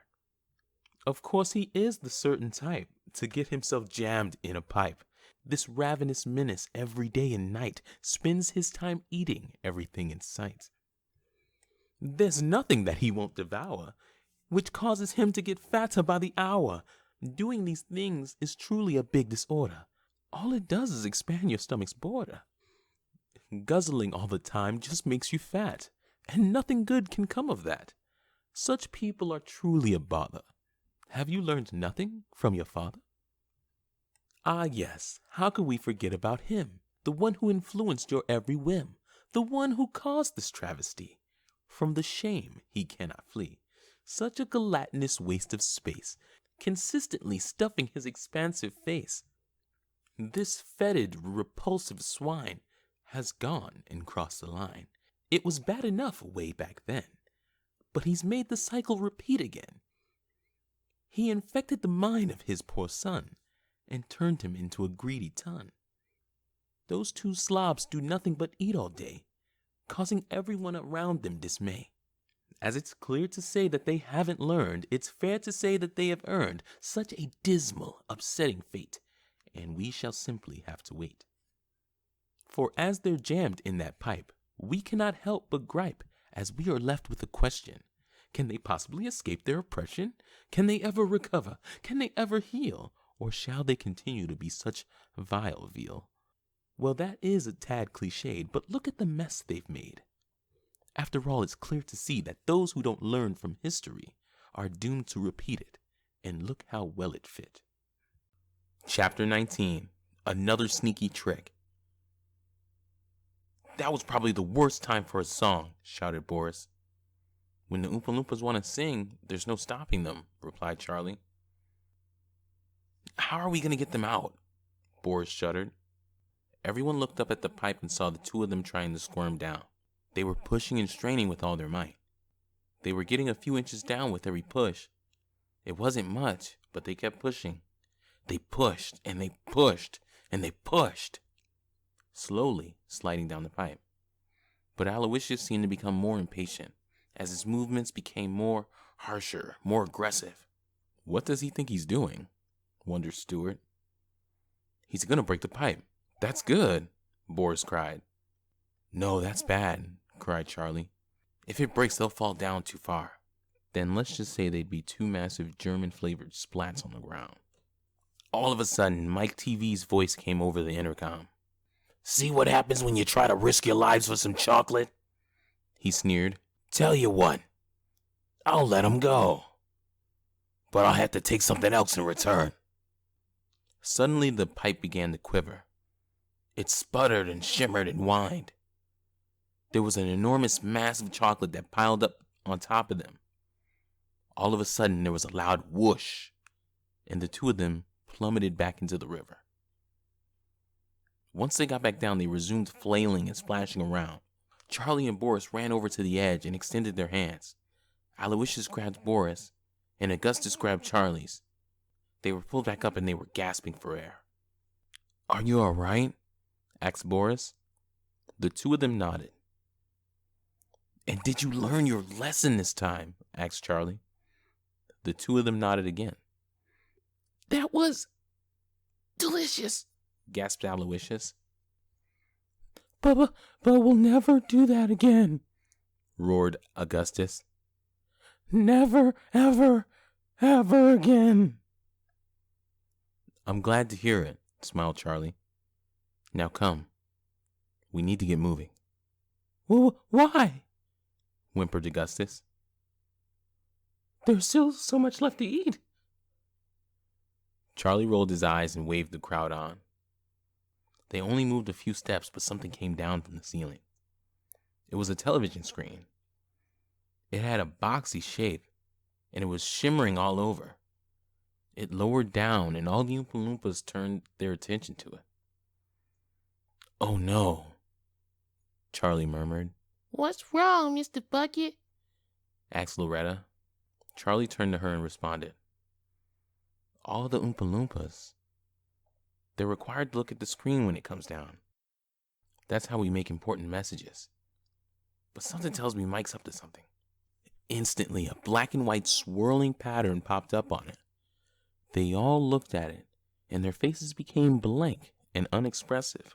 The screen kept the pattern on it, and the Oompa-Loompas leaned in closer and closer. It became clear Mike was using subliminal messages to control them. Once Charlie explained this to everyone, they all gasped in terror. Why do you even have that as a feature? Asked Oliver. We don't, replied Charlie.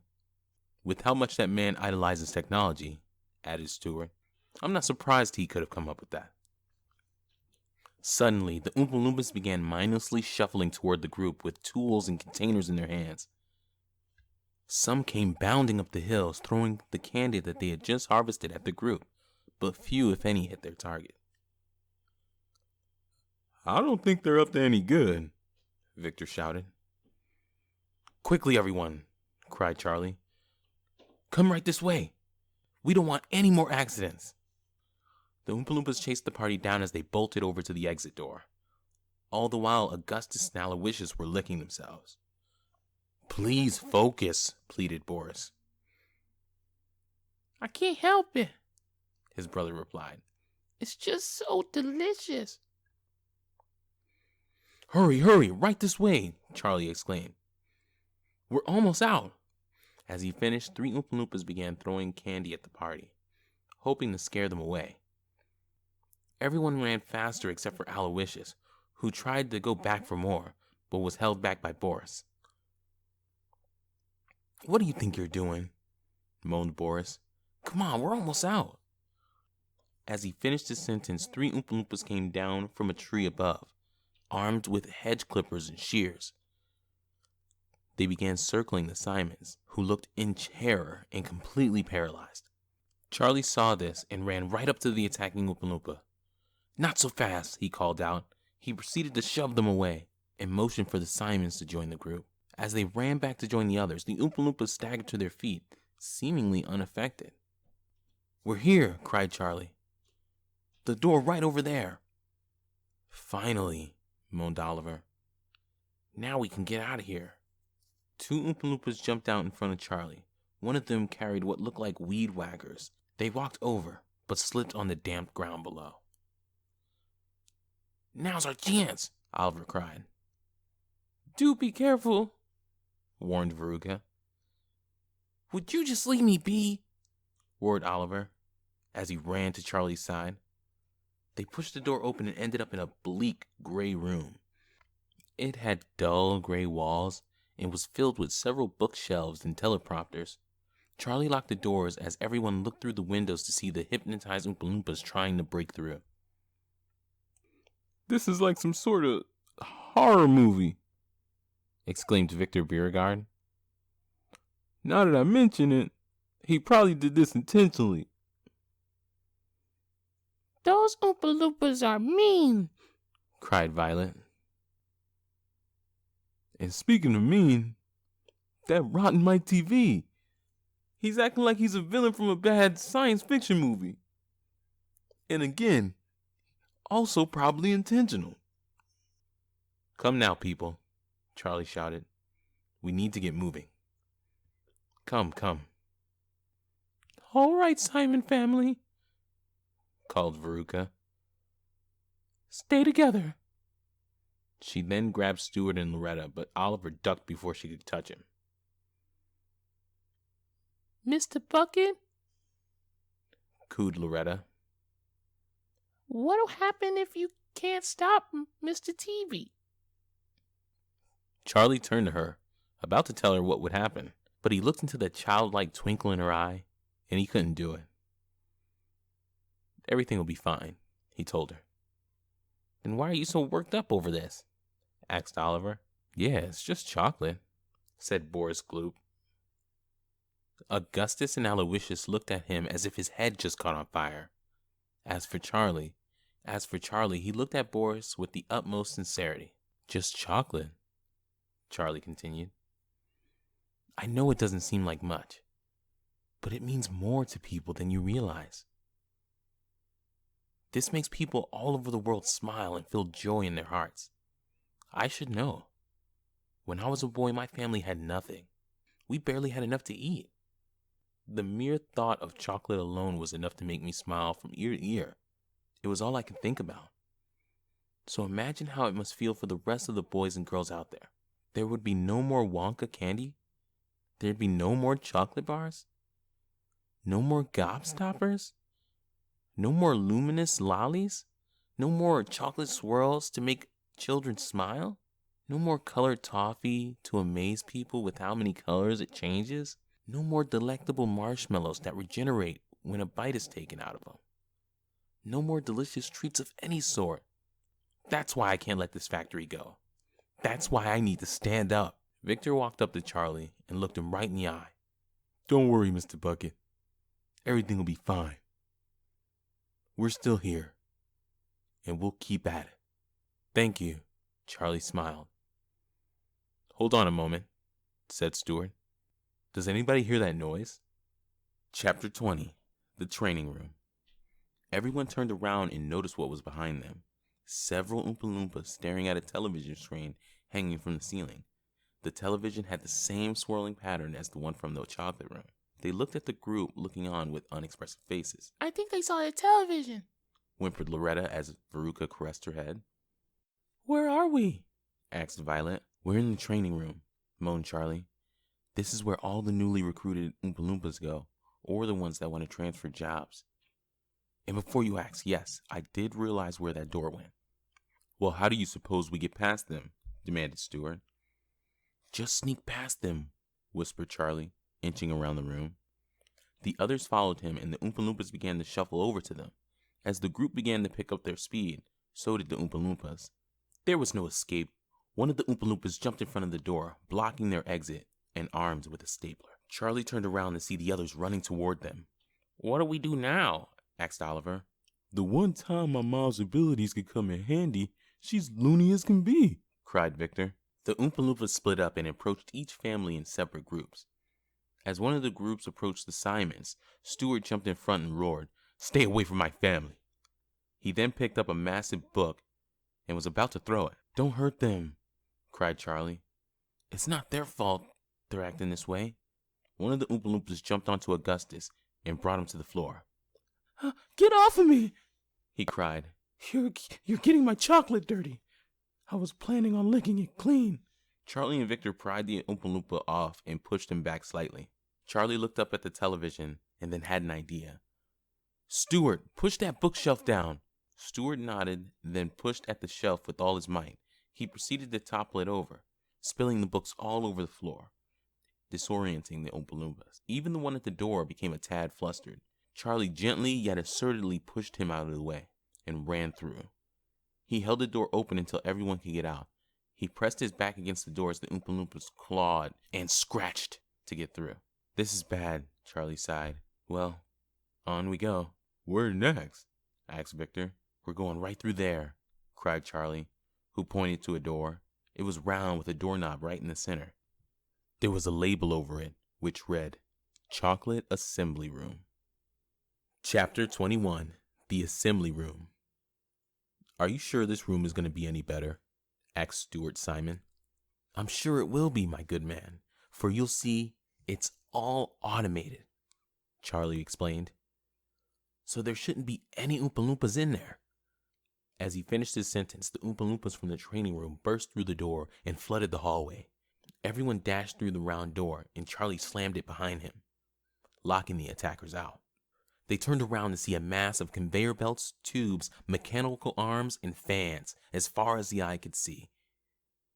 And there was even a television screen with a swirl pattern. "Just stick with me," Charlie cried. "We wouldn't want anyone getting lost." He turned to the others and smiled. "But on the upside, at least our tour gets to somewhat continue. After all, we'll be going through the place where the Wonka bars are put together." With that, he led the group down the walkway. Next to them were 4 sets of 8 small pipes, which dumped liquid chocolate onto several massive trays. The conveyor belt then took the trays down the line as a series of fans passed by, solidifying the chocolate. As they were done solidifying, a massive stamp came down and pressed into the trays, making 14 bar shapes in each. The trays were pushed down the line onto a series of mechanical arms, which carried them up into the sky, and then threw them onto trays with parachutes on them. A massive collection of robotic arms came down and wrapped the bar in its wrapper the way a spider wraps its prey. The bars were then pushed into boxes and then rolled out of the room. "Fantastic, isn't it?" cried Charlie. It truly is, replied Victor, excitingly. "Everything seems to be fully operational," said Stuart. "It's as if Mike doesn't know we're here." Charlie looked around. "That's because he doesn't," he whispered. Then suddenly all the machines stopped, every single one of them. "Or at least he didn't," Charlie continued. Then something moved. The mechanical arms that had the bars in them started throwing them at the group. Everyone shielded themselves from the chocolate, all except Augustus and Aloysius Gloop, who of course were trying to eat them. "Quick!" Charlie cried. "Run to the back door." As they began to make their way over to the back, the chocolate pipes started pouring chocolate into the trays, but the conveyor belt didn't move. Because of this, the trays started to overflow and spill onto the floor. "Watch your step!" Veruca shouted.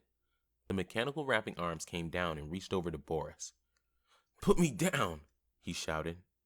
"What happened to him?" cringed Aloysius. The arms wrapped his face in a large Wonka bar wrapper. Before they could wrap his whole body, he managed to break free and rejoin the group. "Oh, thank goodness you're all right."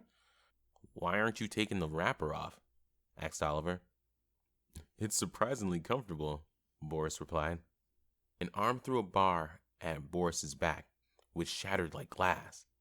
After that, the group resumed running, but now the fans had picked up speed, and they were spinning faster and faster and faster every second, causing the chocolate from the trays underneath to splatter all over everyone. "This is dry clean only," screamed Veruca. "I think I got some in my eye," exclaimed Victor.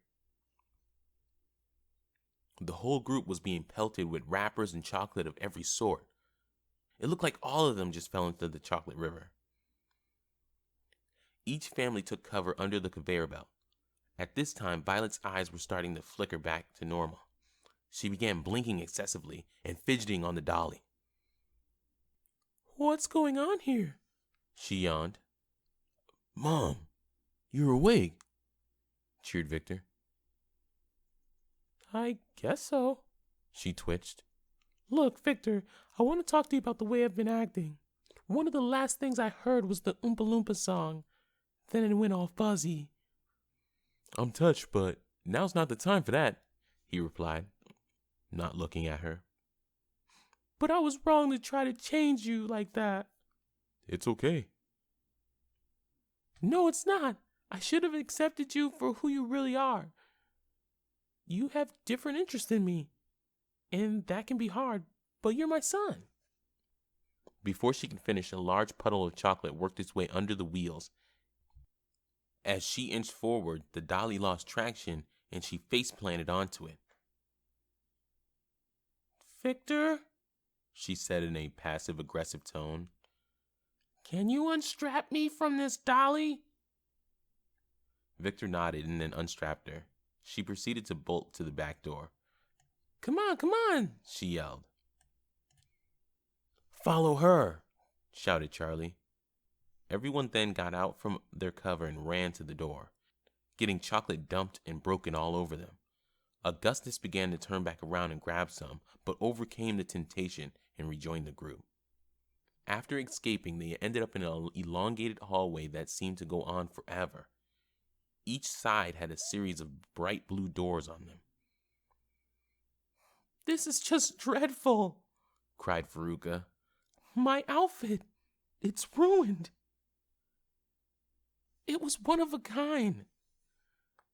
"Because that matters right now," grunted Oliver. "Fear not, Mrs. Simon," cried Charlie, "for I have a solution to your problem." He opened the closest door to the right and motioned everyone to walk in. Everyone cautiously did, and Charlie followed. Nobody could tell what was inside. Everything was bright and blurry, and it felt like the ground was violently shaking beneath them. They felt like they were being spun in circles, but didn't appear to be moving. "Is this some kind of joke?" exclaimed Simon. What is this place?" asked Augustus, his voice shaking. "What's happening to us?" whimpered Violet. "All right," Charlie cried. "Everyone step out." Everyone stepped out, and all the chocolate was gone. Every drop. Everyone was sparkling clean. What was that? Victor marveled. "Our new cleaning room," Charlie replied. "We put that together just in case things got messy, and it looks like it really came in handy." "I'd say," added Veruca, staring at her sleeves. "My mother and her priorities," sneered Oliver. He turned to Charlie and asked, "How does that thing work?" Charlie let out a laugh and answered, "It's a trade secret. But you can know that it's the most powerful cleaning device in the world. It can clean anything, from hippos to hagfish, even the filthiest mudglubbers." "Mudglubber? What on earth is a mudglubber?" perplexed Stuart. "Only the most vile and disgusting creatures," Charlie replied. "According to Mr. Wonka, it spends all its days snorkeling in the mud in hopes of not being gobbled up by a ferocious lobsnagger or venomous skittledorf." Stuart turned to his family and whispered, "And those are the ramblings of a lunatic." Chapter 22. Still stuck in the great glass elevator. Throughout this entire time, Mr. Wonka, Mr. Bucket, Mrs. Bucket, and Grandpa Joe remained in the great glass elevator. They spent their time coming up with plans to escape, but not trying any of them. Maybe we should hit the button again.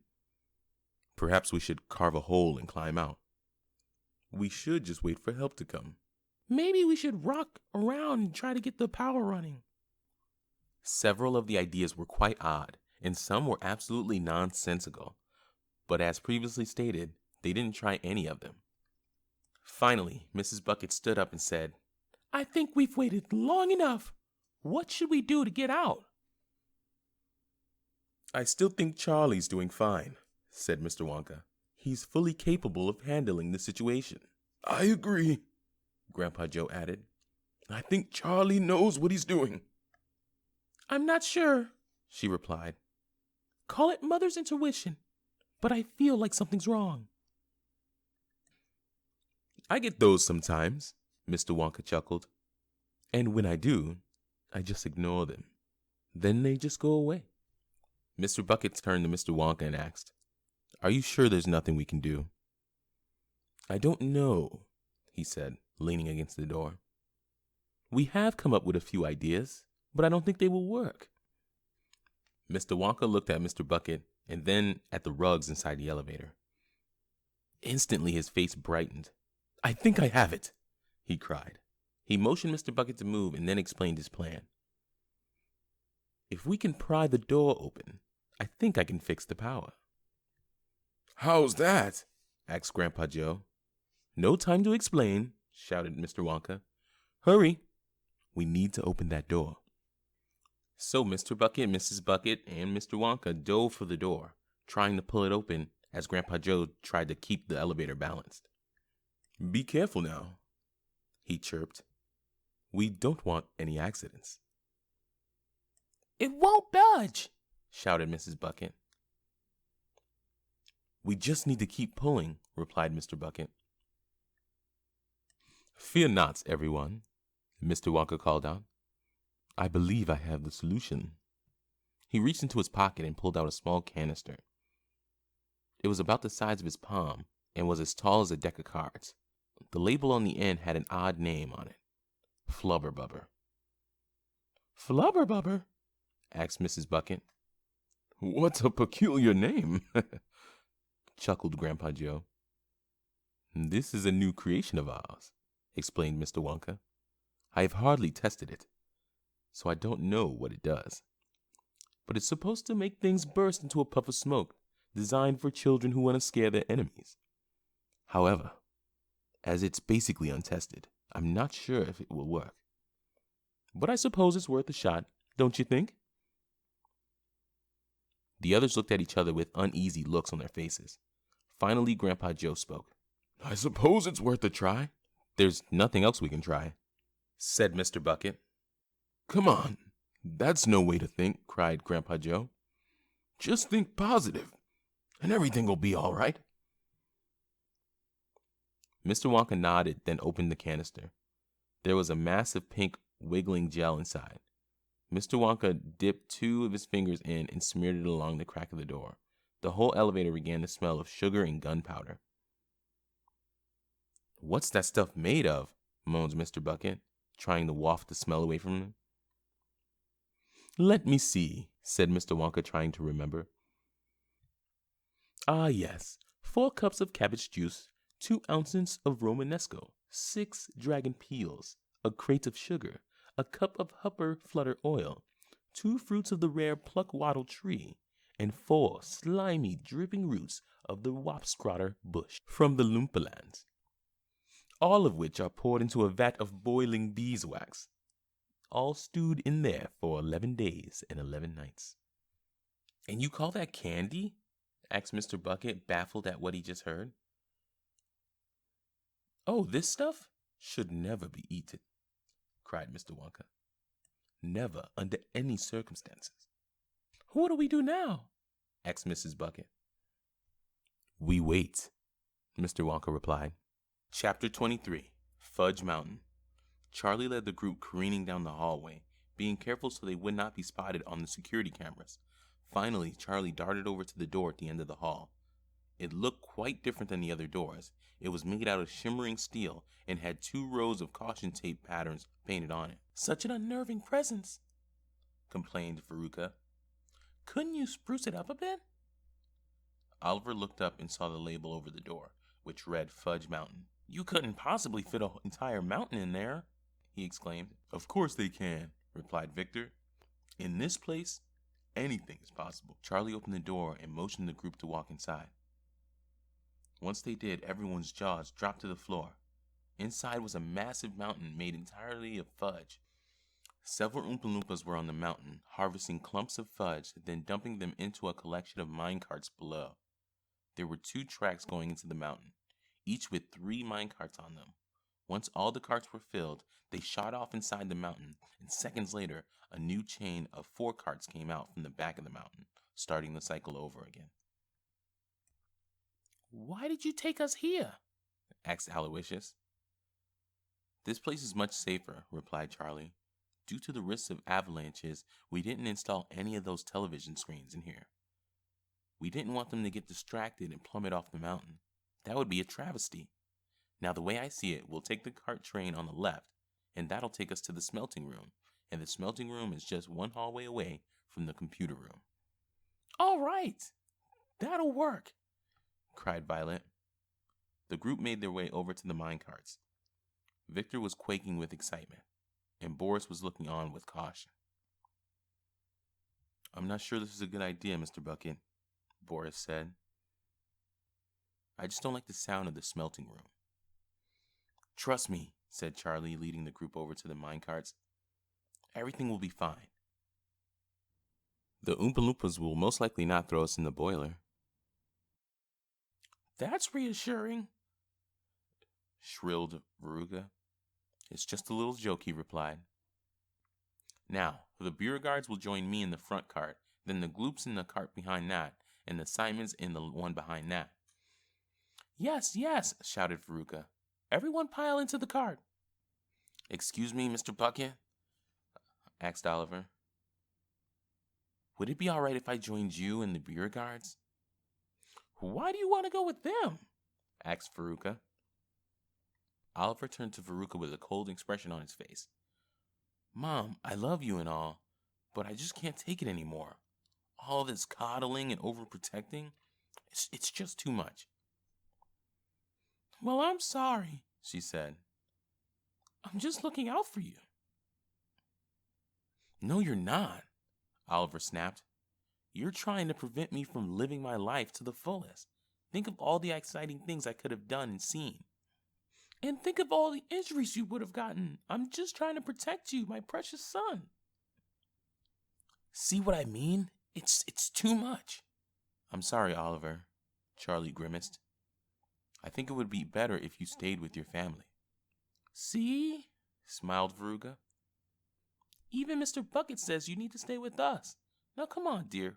We don't want you to get hurt. It's just not fair, Oliver whined. Listen to your mother, growled Stuart sternly. Just come with us. That way you can be safe. Oliver turned back and shouted, Stop, stop. I'm sick of this. I'm fine on my own without all this coddling. I don't need all of this. I don't want all of this. Would you just leave me alone already? I'm fine without you. Veruca turned away and let out a strange noise. It was a short, shrill, upset squeak. It sounded like what a kitten would make if it just saw an incoming train. Her eyes widened and became clouded. Everyone else was absolutely stunned by what just happened. Uh-oh, whimpered Loretta. Dear, are you all right? Asked Stuart, putting his arms around her. Veruca looked up at him and then buried her head in his shoulders while giving him a large embrace. Angered, Stuart turned around to look at Oliver, about to scold him, but he was gone. He was making his way over to the other minecart. He hopped into the first one in line and reached over to the start switch. Oliver, shouted Stuart, get back over here at once. Don't step into that minecart, cried Charlie. It's too dangerous. But it was too late. The minecart had begun moving into the mountain and up the winding ledge. He waved back at the others with a triumphant smile on his face. We have to stop that cart, cried Charlie. Stuart turned to Charlie in a sudden state of fear. Why? Where does it go? It leads to the cutting and pounding room. Veruca's head shot up, and her face was one of pure terror. Cutting and pounding room? She wailed. Yes, Charlie said desperately, trying to sound calm. That's where we send the harvest fudge to be chopped and packaged for the customers. Veruca looked like she was going to pass out. Do something! Save him! Oliver kept sitting in the cart, looking back at the others. He let out a chuckle and turned around. However, he looked up again and saw the label on the door he was approaching. Cutting and pounding room. Instantly, he let out a blood-curdling scream. Do something now! Cried Veruca, grabbing Charlie's shoulder. I hope he'll make it out, Violet said in awe. I'm sure he will, Boris replied. Is he gonna be okay? Asked Loretta. Once again, Charlie saw the childlike twinkle in her eyes, and he was compelled to take action. He bolted over to the controls and yanked a large lever. The crossroads Oliver's minecart was driving towards switched. He was no longer heading toward the cutting and pounding room, but towards a branch of unfinished track over an expansive pit. You call that saving him? Veruca shrieked.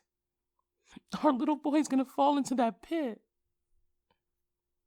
It'll be a soft landing, Charlie replied. Plus, we can't stop the carts. The stop feature is currently on the fritz. How convenient, Oliver said weakly. And just like that, Oliver Simon's minecart careened over the edge. The carts landed on the ground, but Oliver himself fell into a 15 feet deep pit. Veruca, Stuart, and Loretta rushed over to the ledge with everyone else following not too far behind. All except Charlie, who pushed a small red button on the controls. Instantly, all the Oompa-Loompas who were previously working rushed into the mountain, along with the others. Oliver! Oliver! Are you all right? Called Loretta. I'm fine, he moaned. The fudge down here provided a soft landing. They looked down to see Oliver. He was sticking out of a large pile of chocolate powder and looked fairly dazed. Oh, thank goodness he's all right, exclaimed Victor Beauregard. No, he's not, cried Veruca. He's stuck in a 15 feet deep pit. Mr. Bucket, please fish him out of there this instant. I don't think any of my family can bear to see this any longer, myself included. Charlie was about to talk to one of the nearby Oompa-Loompas, but they were all gathered around the pit and started prancing around. Gather around and listen in awe to Oliver Simon's little flaw. This ungrateful boy is the child to a family who with love so wild. Though he, like other children, get fairly nauseous when his mother and father get oh so romantic. Seeing this, any child would be frantic. But that's not the issue at hand, for this brute lives in such a lavish land, and his family shows him such open love, truly a great gift from above.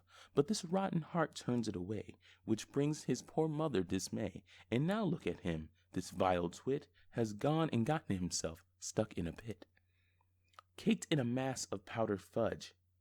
Will he make it? You be the judge. There's no telling if he'll come out, but if he does not, do not pout, for he's the kind of son you can do without. He takes love for granted, this lousy lout. His adoring mother loves him to no end, always there to comfort and commend. But is he thankful? Does he appreciate? No, he responds with a massive hate. He breaks his poor mother's heart, ripping it all apart. He wants nothing to do with it. These are the deeds he does commit. Yet he feels all others should let praise ring, expecting everyone to treat him like a king. Then hail, hail, O king of scum! You have earned this grim outcome. But if you ever had the desire to change your wicked heart's minimalist range, simply remove any and all urges that would have you act like an entitled brat. Shed those thoughts like a snake sheds its skin, and you shall get out of this mess you're in. Show respect to those who gave you life, or suffer the pain of never-ending strife. But there is another to blame, one who deserves a massive shame, a mother who led him down this path. Her coddling earned him this karmic wrath. Had she had more control, her son would not be in the hole. Chapter 24. Around the Bend. I want to get something straight, shouted Veruca, angrily poking her finger in Charlie's face. My son's not a brat. He's perfect. Now, dear, interrupted Stuart, I believe this is what the Oompa-Loompas were talking about. I just can't help it, she replied. I'm just a caring parent. I understand, replied Stuart, but you need to learn control for his sake. I wouldn't want anything like this to happen again, would you? Veruca took a deep breath and then answered. No, I wouldn't. I'll try my best. I'll be there if you need any help. Any at all, said Stuart, putting his arms around her. And so will I, Mommy, smiled Loretta. Charlie lowered a rope down the edge of the pit. Oliver limped out of the pile of chocolate powder and staggered up the rope. Charlie and Stuart pulled it up and helped Oliver to his feet. He walked over to Veruca, who stared at him blankly. Oh, hello, Oliver. Are you all right? She asked, trying to hold her emotion back. But Oliver didn't answer. He ran up to her and gave her a big hug. I'm sorry, Mom, he cried. I was acting like a foolish and heartless and please forgive me. Oh, I do, cried Veruca. But it's my fault too. I promise that I'll get better about being so overprotective. I'll try to ease up. Thank you. Oliver smiled. But you don't have to do it too much. Most of it was my fault. I shouldn't have taken it for granted. Violet Beauregard walked up to the two of them and said, I hate to break up this touching moment, but we got a problem. She pointed to the entrance of the room. It was the Oompa-Loompas from the chocolate room and the training room. After all this time, they had finally caught up to them. "Quick!" Charlie shouted. "Get into the minecarts! Hurry!" Everyone piled into their minecarts, except for Violet Beauregard, who somersaulted into it. The train shot off into the mountain, with the hypnotized Oompa-Loompas jumping into the next train. And that one too shot off, right after the others. "They're getting pretty close," shouted Augustus. "There's one way we can throw them off," said Charlie. "Switch off the lights." One of the few functioning Oompa-Loompas hit the light switch, and everything became dark as the night sky. Nobody could see anything. Every time the carts went down a hill or made a sharp turn, everyone was caught completely off guard. Where's everybody?" squealed Loretta. "What good would this do?" asked Boris. "He's mad as a hatter," replied Stuart. The carts continued to glide down the tracks, and the people inside were thrown about. Aloysius Gloop turned around to see the Oompa-Loompas in the cart behind them. They looked lost and confused. "All right, everyone," whispered Charlie. "On the count of 3, jump out." "What?" shrieked Boris. "Please be quiet," whispered Charlie. "We don't want them to see us." "You can't be serious," moaned Violet. "He can't be," added Victor. "It's pitch black out there. We can't see a thing." "We're gonna have to go now." "But Mr. Bucket." "Jump!" Stuart scooped Veruca into his arms. Violet prepared for a dive overboard. Then everyone jumped out of the cart. The Oompa-Loompas in the cart behind them didn't notice and just kept driving. "Looks like it worked," Charlie smiled. "I shouldn't be so surprised that it did," marveled Victor. "This place is full of wonders." "Switch on the lights," Charlie called out. Instantly, the blinding lights came on. Charlie motioned toward a door embedded in the wall. It was identical to the door for the mountain. It read the chocolate smelting room. "Come on," he cried. "We're almost there.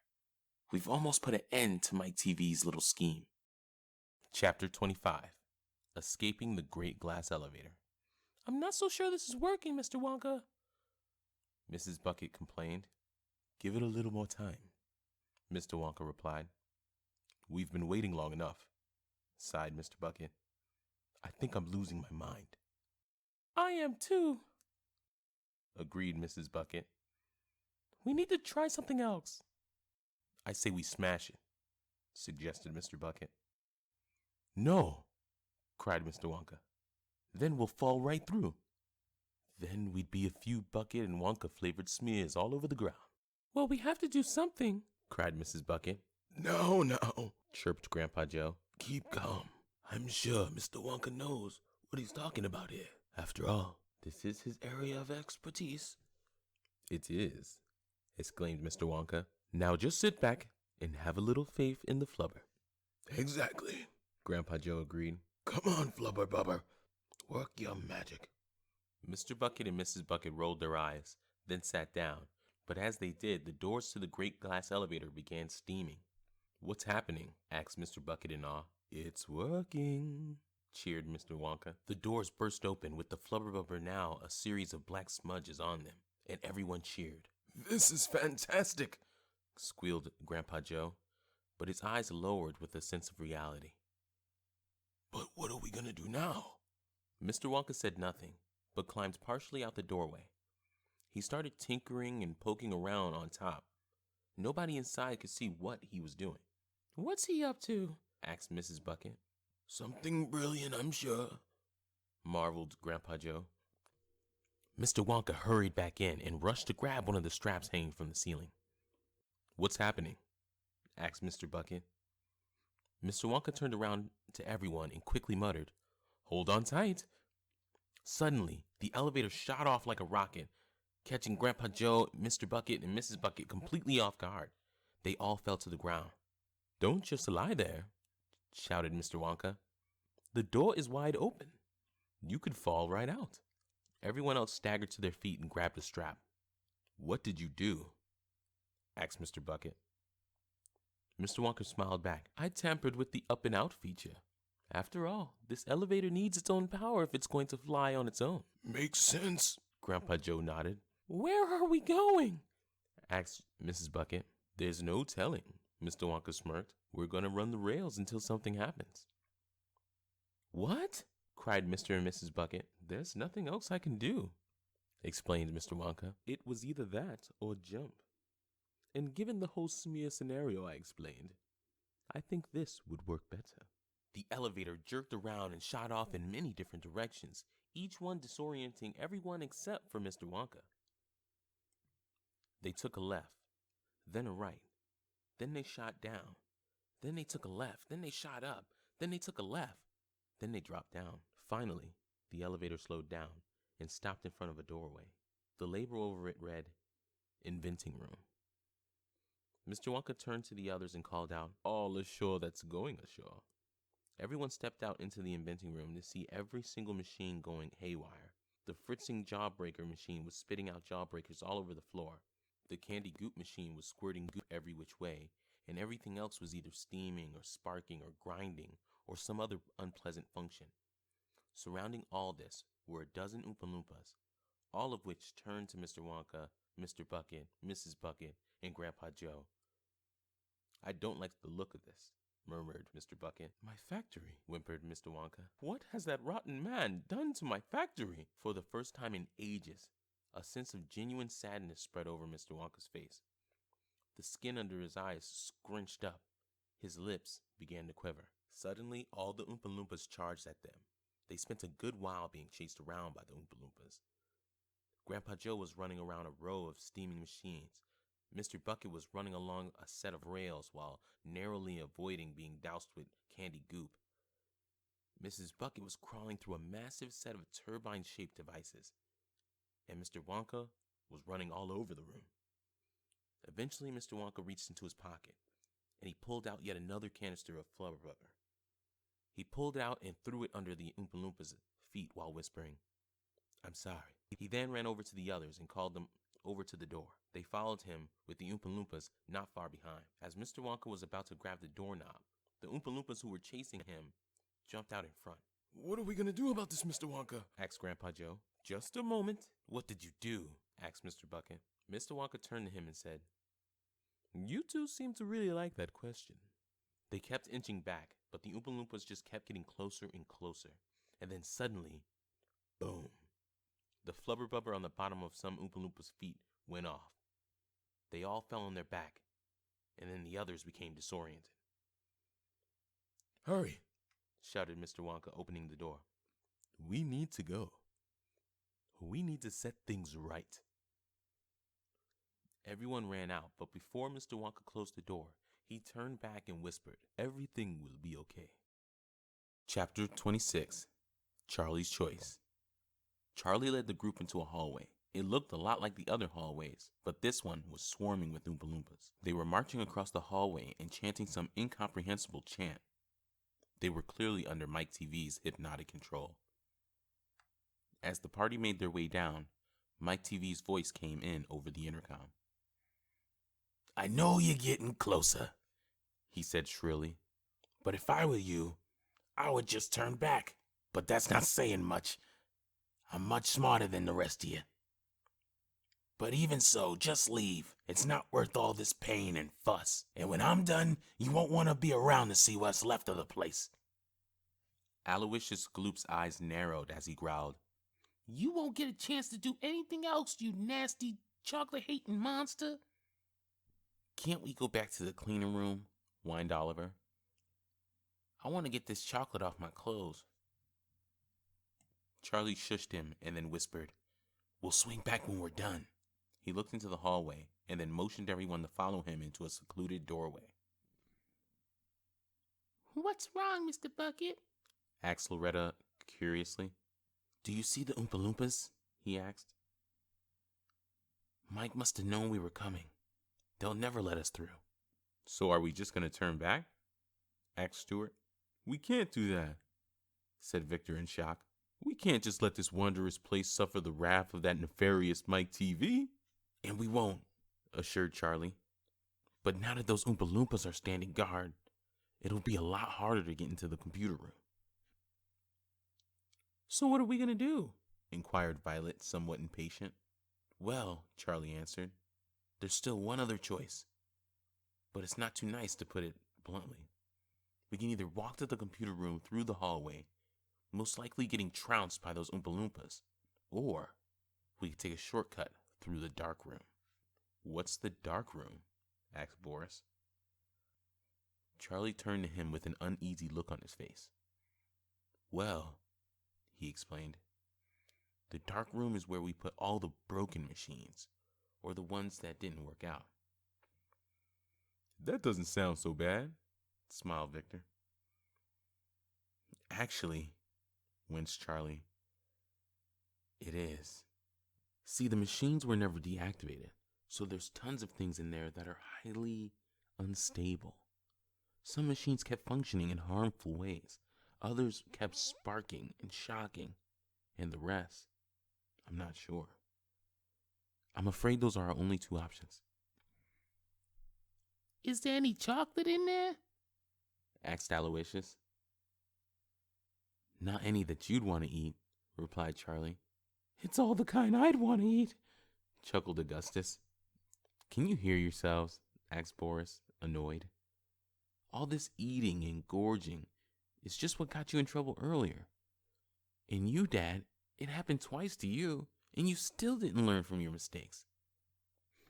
Augustus and Aloysius looked at each other, realizing the weight of the situation for the first time.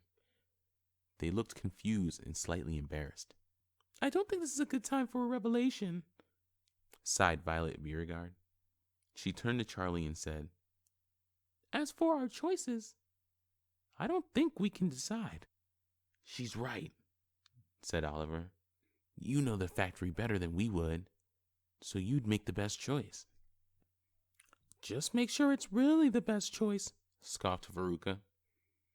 Charlie leaned back, thinking it over. On one hand, he could lead the group into the dark, unstable room, full of potentially dangerous equipment, but on the other hand, he could send them down the hallway filled with raving Oompa-Loompas, where they would certainly be obliterated by them and would have almost no chance to stop Mike. All right, huffed Charlie. All in favor for going through the dark room? Not me, shouted Boris. It's far too dangerous. But it's the only way we can stop Mike, explained Victor. If we go down the hallway, we'll get trampled flat in 3 seconds. Plus, Mike won't have control over it, Charlie added. After all, none of the machines operate. Boris sighed and nodded. All right, let's go. Chapter 27, The Dark Room. It was completely black inside. Not a single thing was visible in the slightest.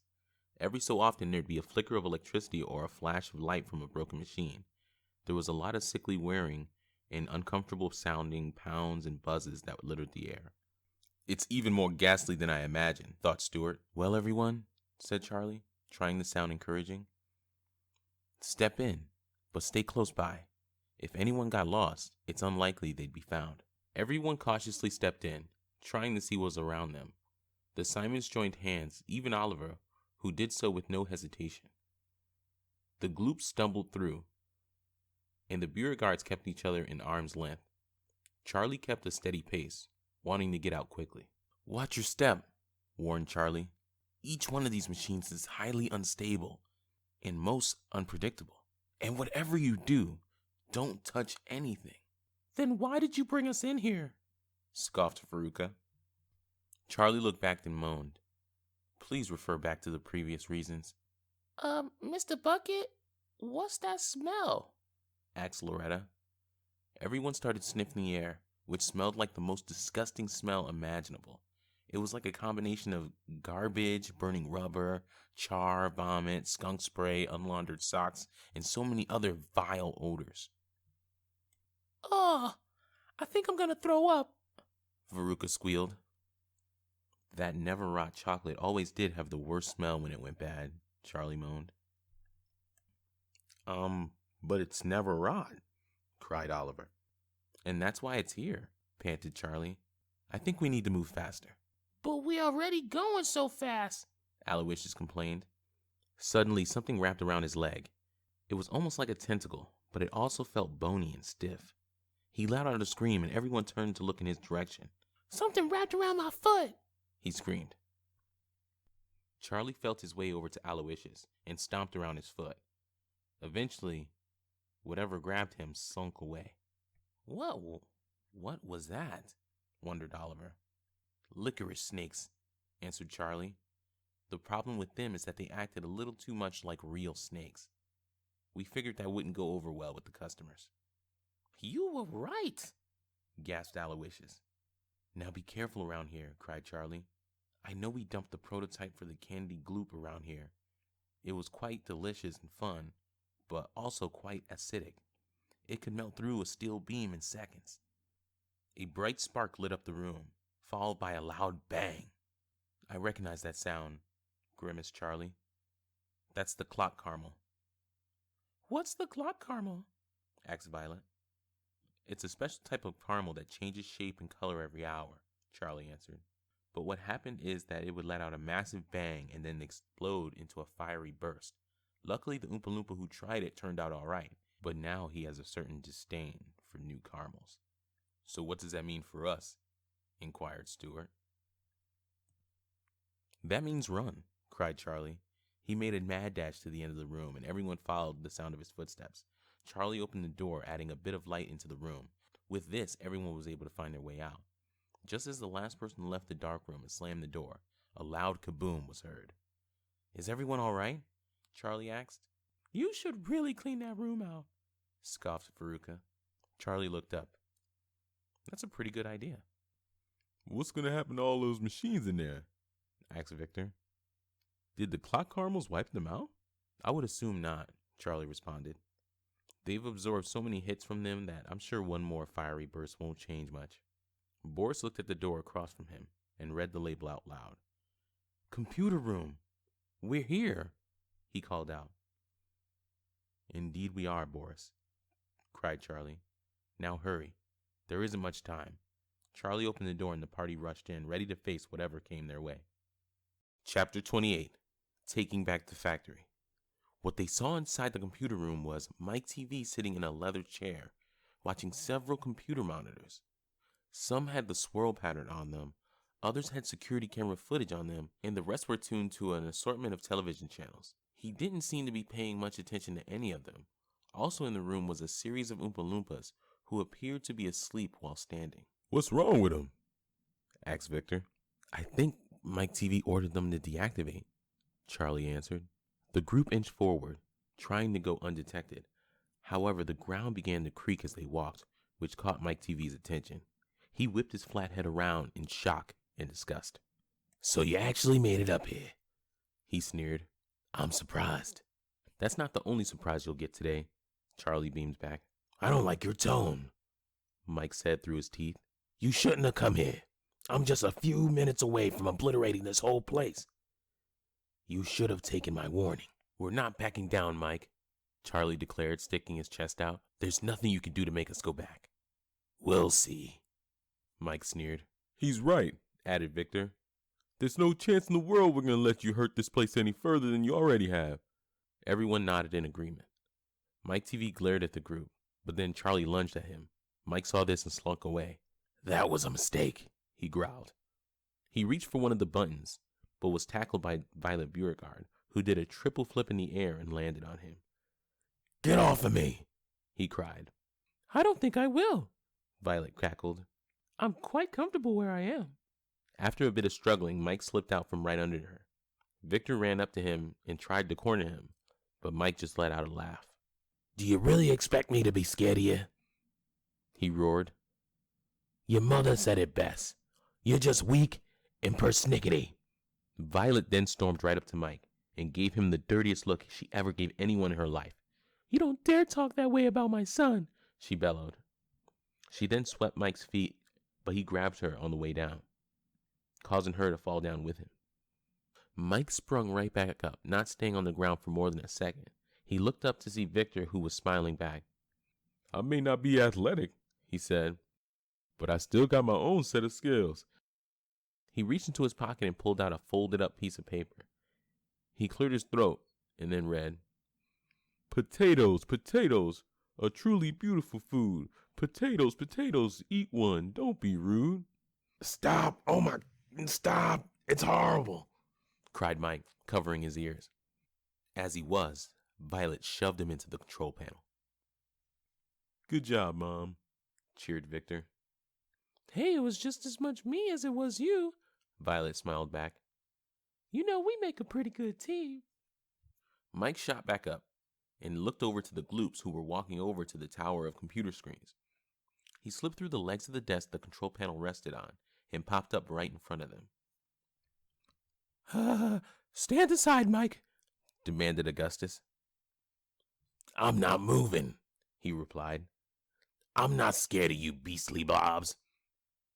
As Mike was talking, Boris snuck up behind him and joined Charlie in tampering with the control panel. Mike saw this and began to chase after him. Gotta go, Boris shouted playfully. Get back here, you coward, bellowed Mike TV with a sense of rage in his voice. But Boris didn't slow. He kept running as Charlie was at the control panels.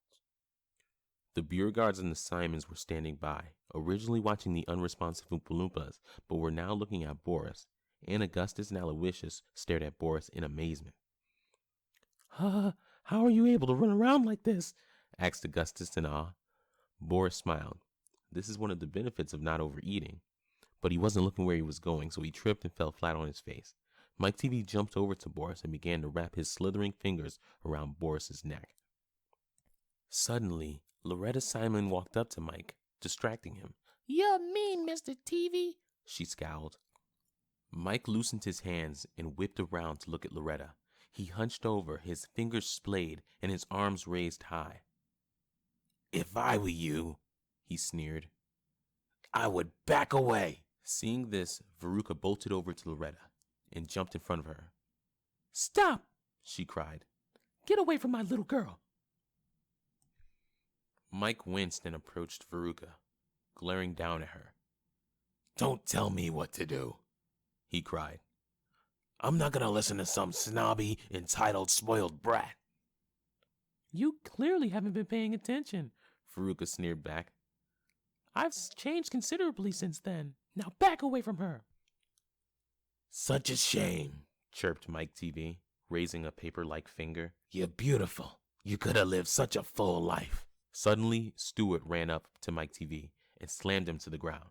He stood over him, his eyes burning with passion. Nobody lays a hand on my family, he cried. Especially not some vengeful, vile, junk mail handler like you. Oh, darling, squealed Veruca. She jumped into Stewart's arms and began to aggressively kiss him.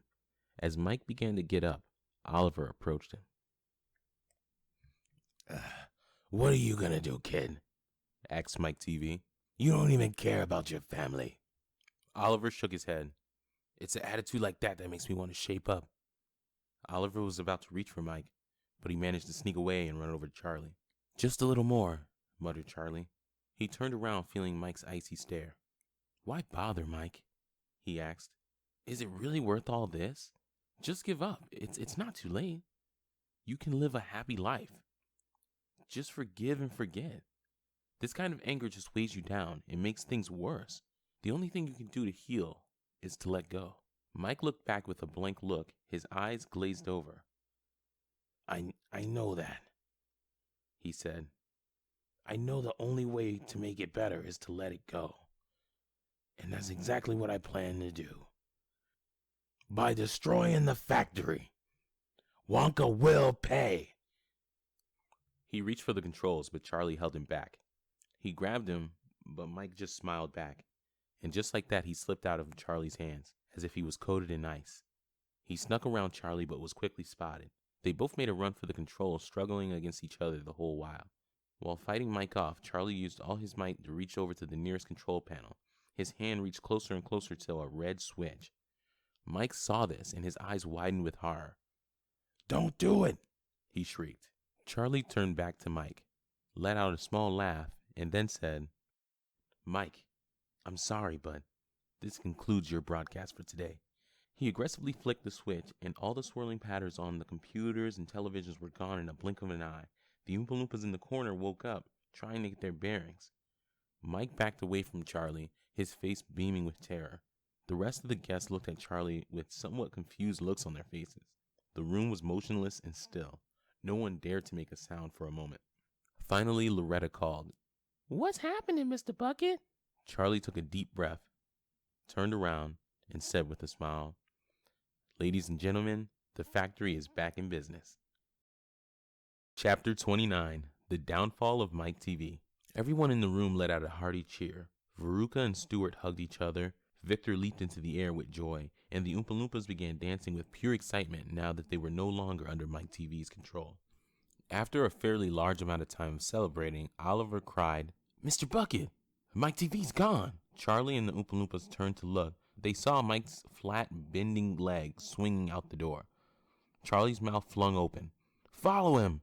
Follow him, he yelled to the Oompa-Loompas as he ran out of the room, and the Oompa-Loompas followed suit. Not knowing what to do, the guests unsuredly followed the Oompa-Loompas, waiting to see what would happen.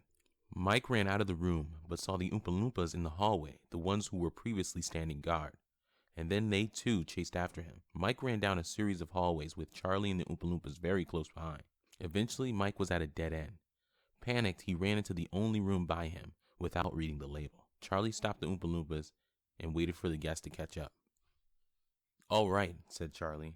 All right, Oompa-Loompas, head back to your original rooms. We've got a lot of cleaning to do and a lot of things to fix.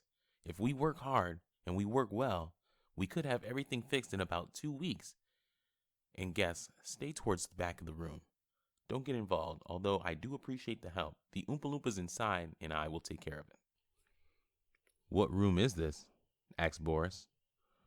Charlie pointed to the label on the door. Television chocolate room. How ironic, Charlie chuckled. He dashed inside and the others slowly trickled in.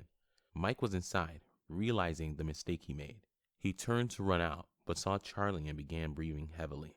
This room's amazing, marveled Augustus.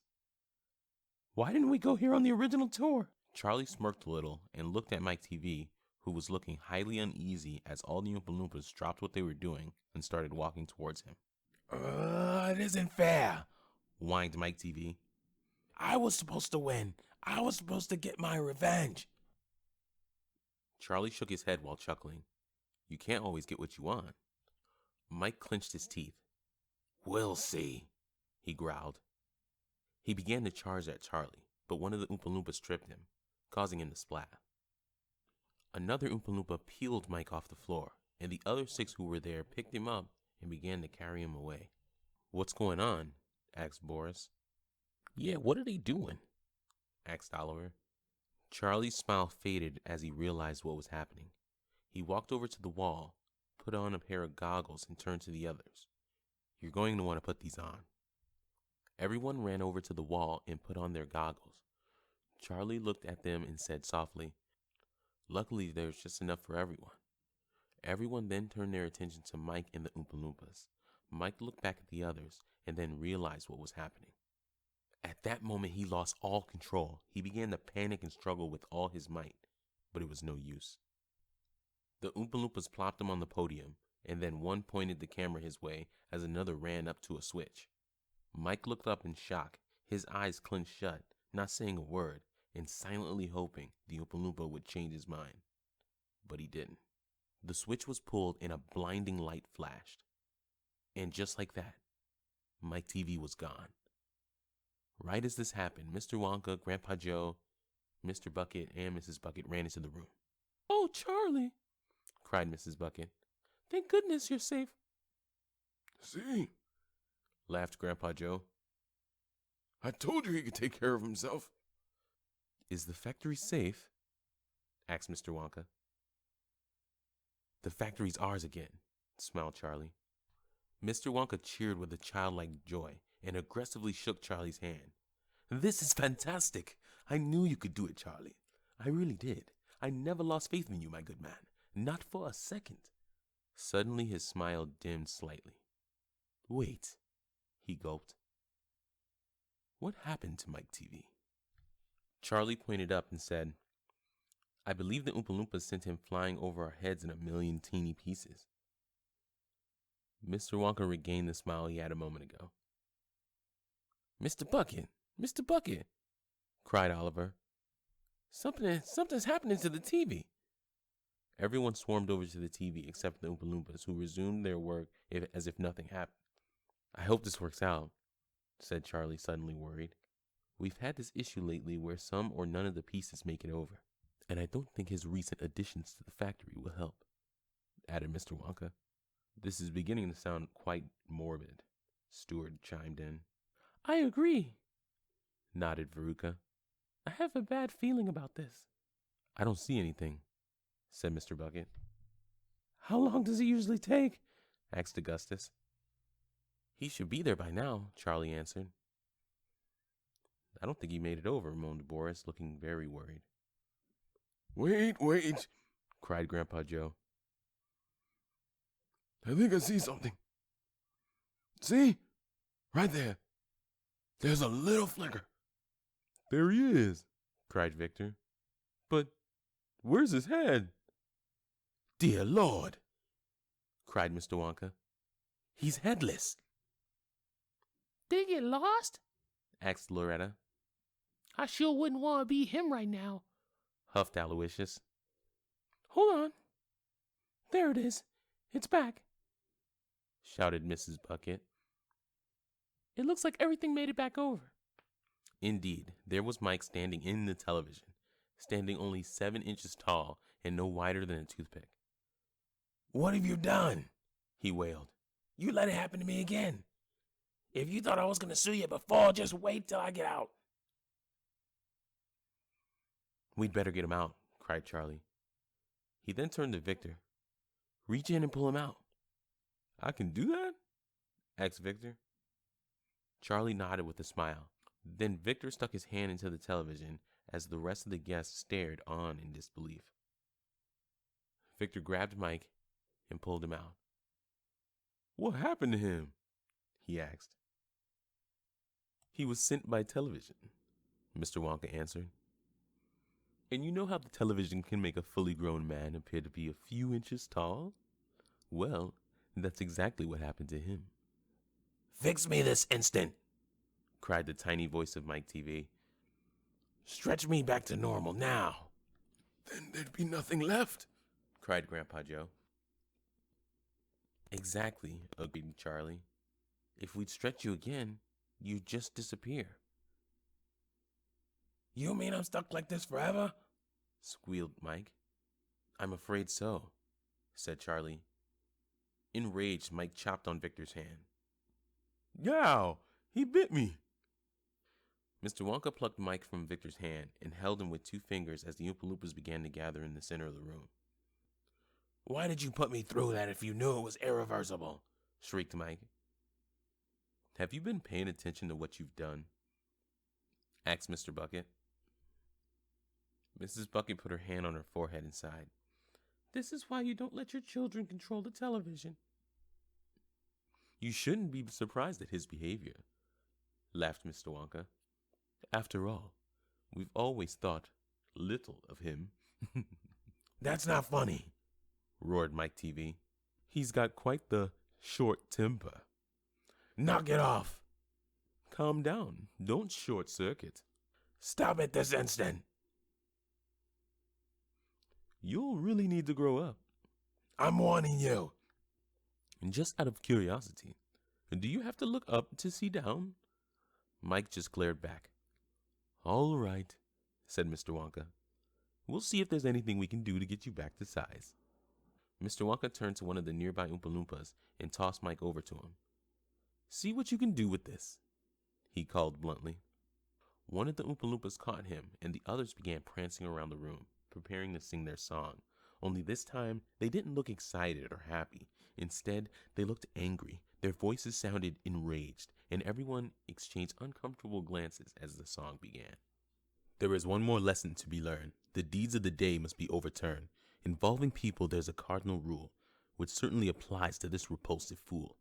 If you see your children worshiping the television, partaking in massive intellect division, stop them at once, for you see, they could turn out to be like Mr. Mike TV. It's really truly hard to say that we look fondly on the day when this terrible nauseous lug was nothing more than a petty thug. This repulsive roach, this mass of mold, is despised by everyone, young and old. I cannot for the life of me understand why he enjoys spreading misery to every man, woman, and child, being a monster who is so reviled. He brings some massive disgrace to anyone who even looks at his face. His heart is dirty, dank, and dingy. He's the kind of person you don't even need to see. He could have had such a fulfilled life, but he had to go and fill it with strife, unwilling to forgive and exalt, even though he was the one at fault. There's no telling what he will face when he's turned over to the law's embrace. Perhaps he'll be thrown in a lake and they'll watch as he's swept away by the wake. Maybe he'll be sent to the zoo and fed to the hippos, tigers, and lions too. He could be dumped into a garbage throng, which we say is where he belongs. Or perhaps shoot him up into space where a comet can put him in his place. He could be boiled in a massive stew and served to a very hungry few. He may be used as bait on a fishing rod and be pursued by a massive cod. They could send him out to the desert sand and leave him there in the scorching land. Whichever one happens, we can agree that little Mr. Mike TV will no longer be let to look at a television set. But it must be said that he deserves this. This fact no one can dismiss. Rotten, angry, nasty, greedy, vengeful, vile, atrocious, needy, repugnant, hateful, immature, seedy, terrible, violent, demanding, beady. These are a small part of a grand list of words that can describe this awful cyst. Maybe we can help him, maybe not. We just may be able to save this clot, but there's a chance we won't prevail. Could try to help, but still fail. Either way, we would be completely satisfied with the outcome of this lout, so full of pride. There are so many more things to say, but regrettably, we do not have all day. We will have one last thing to say to Mike TV. Listen to our final decree. You have gotten on everyone's last nerve, and all that has happened, you deserve.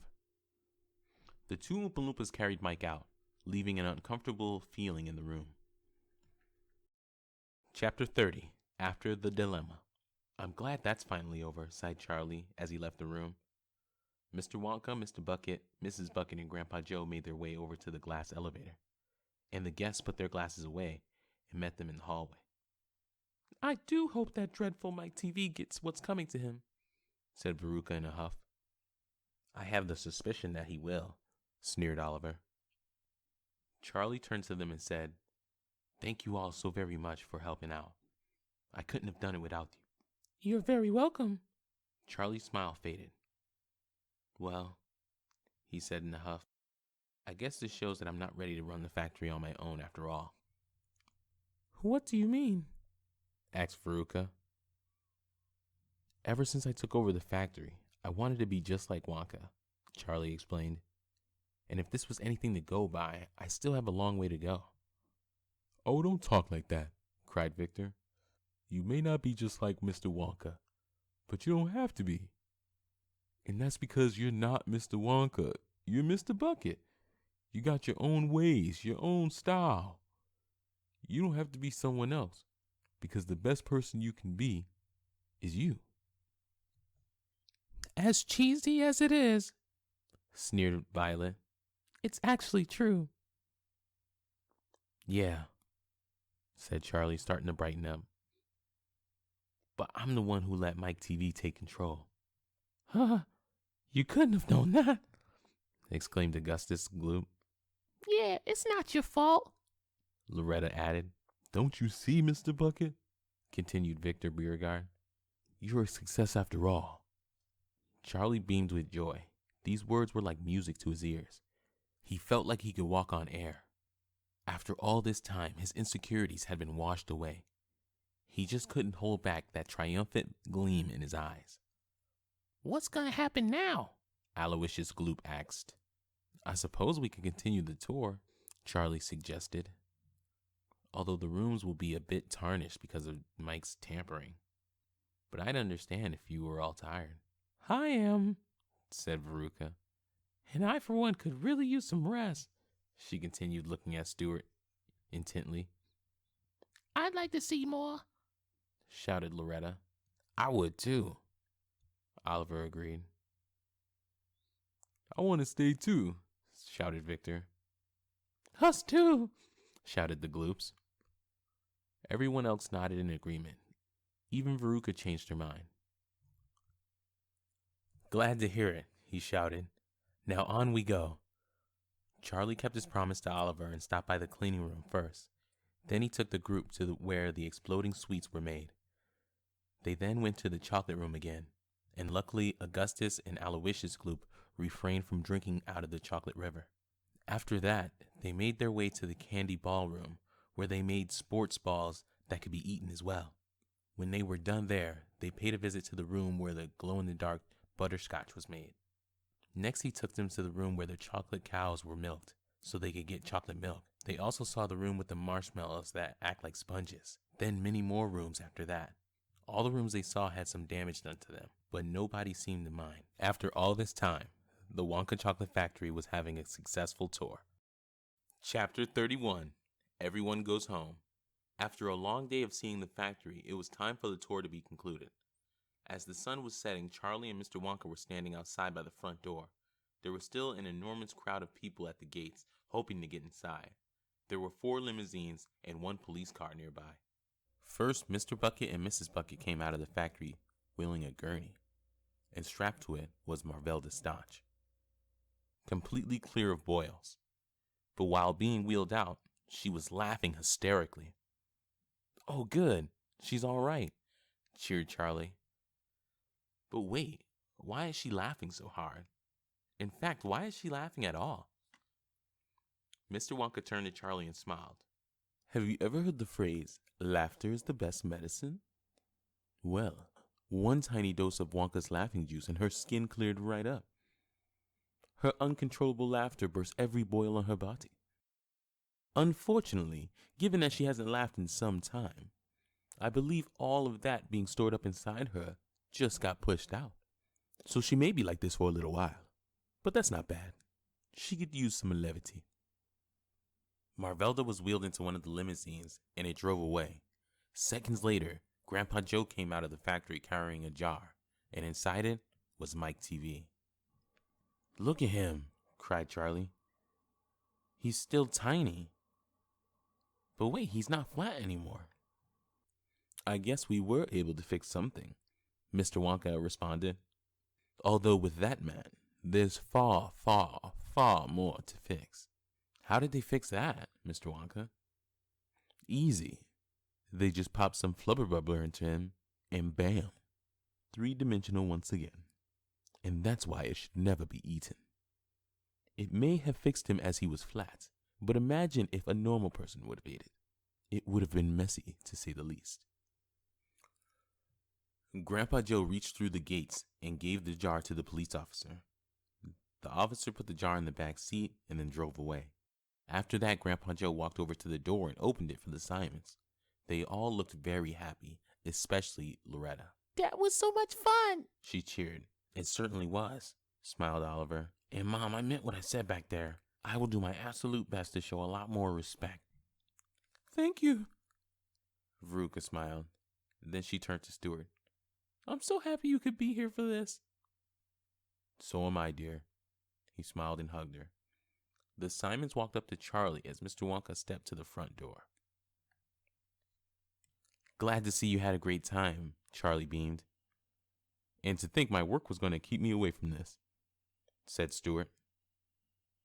Even though that dreadful man tried to ruin everything, said Veruca with a slight smile, it still turned out to be quite enjoyable. Thank you, Charlie nodded. And Oliver, I hope you learned something here. Oh, I did, he replied. I'm a new man. Or rather, boy. I'm not a man quite yet. Can we see some more of the factory? Asked Loretta sweetly. Loretta cheered, and then the Simons made their way to the back corner. They did not leave.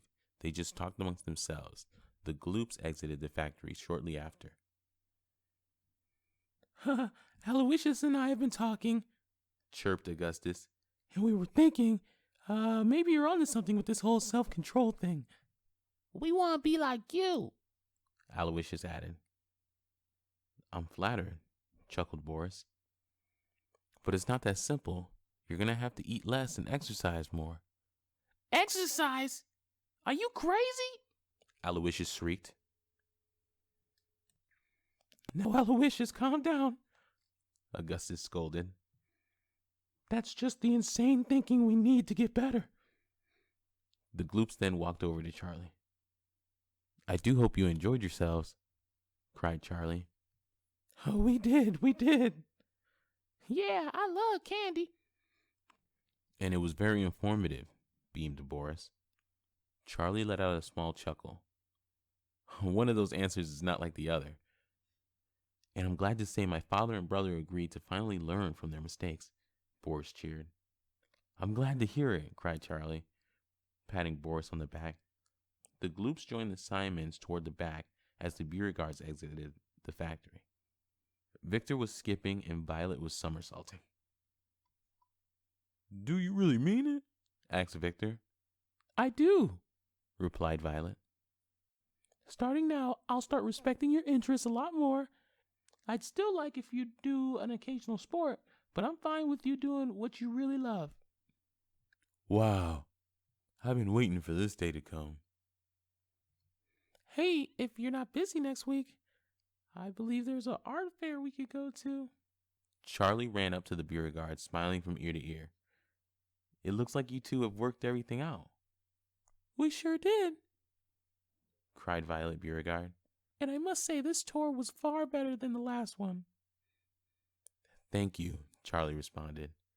We put a lot of work into it. He turned back to look at Victor, who was looking a tad distressed. Are you all right, Victor? He asked. I don't want to leave, Victor shouted. This has been the best day of my life, and I feel like that's saying a ton.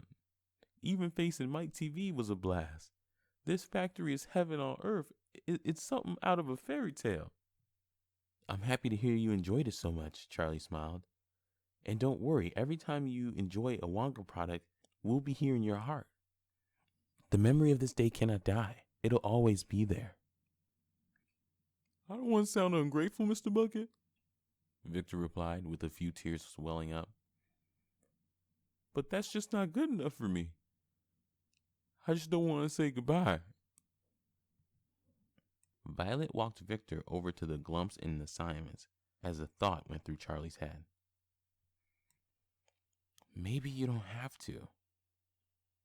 He dashed over to Grandpa Joe and whispered in his ear. Grandpa Joe turned to him and smiled and then nodded. Mr. Wonka saw this and began to look uneasy, so he walked up to Charlie as Grandpa Joe scurried into the factory. What's all this about, Charlie? Asked Mr. Wonka cautiously. I'm just giving out one more prize, Charlie explained, like the lifetime supply of chocolate that you gave to the others last time. Well, you should have let the Oompa-Loompas know, cried Mr. Wonka. It takes at least a month and a half to make that much chocolate. I'm not giving them chocolate, smiled Charlie. I'm going to give them something better. Better than chocolate? Laughed Mr. Wonka. Good Lord, man. What could be better than chocolate? As soon as he finished his sentence, Mr. Wonka's face began to grow increasingly nervous.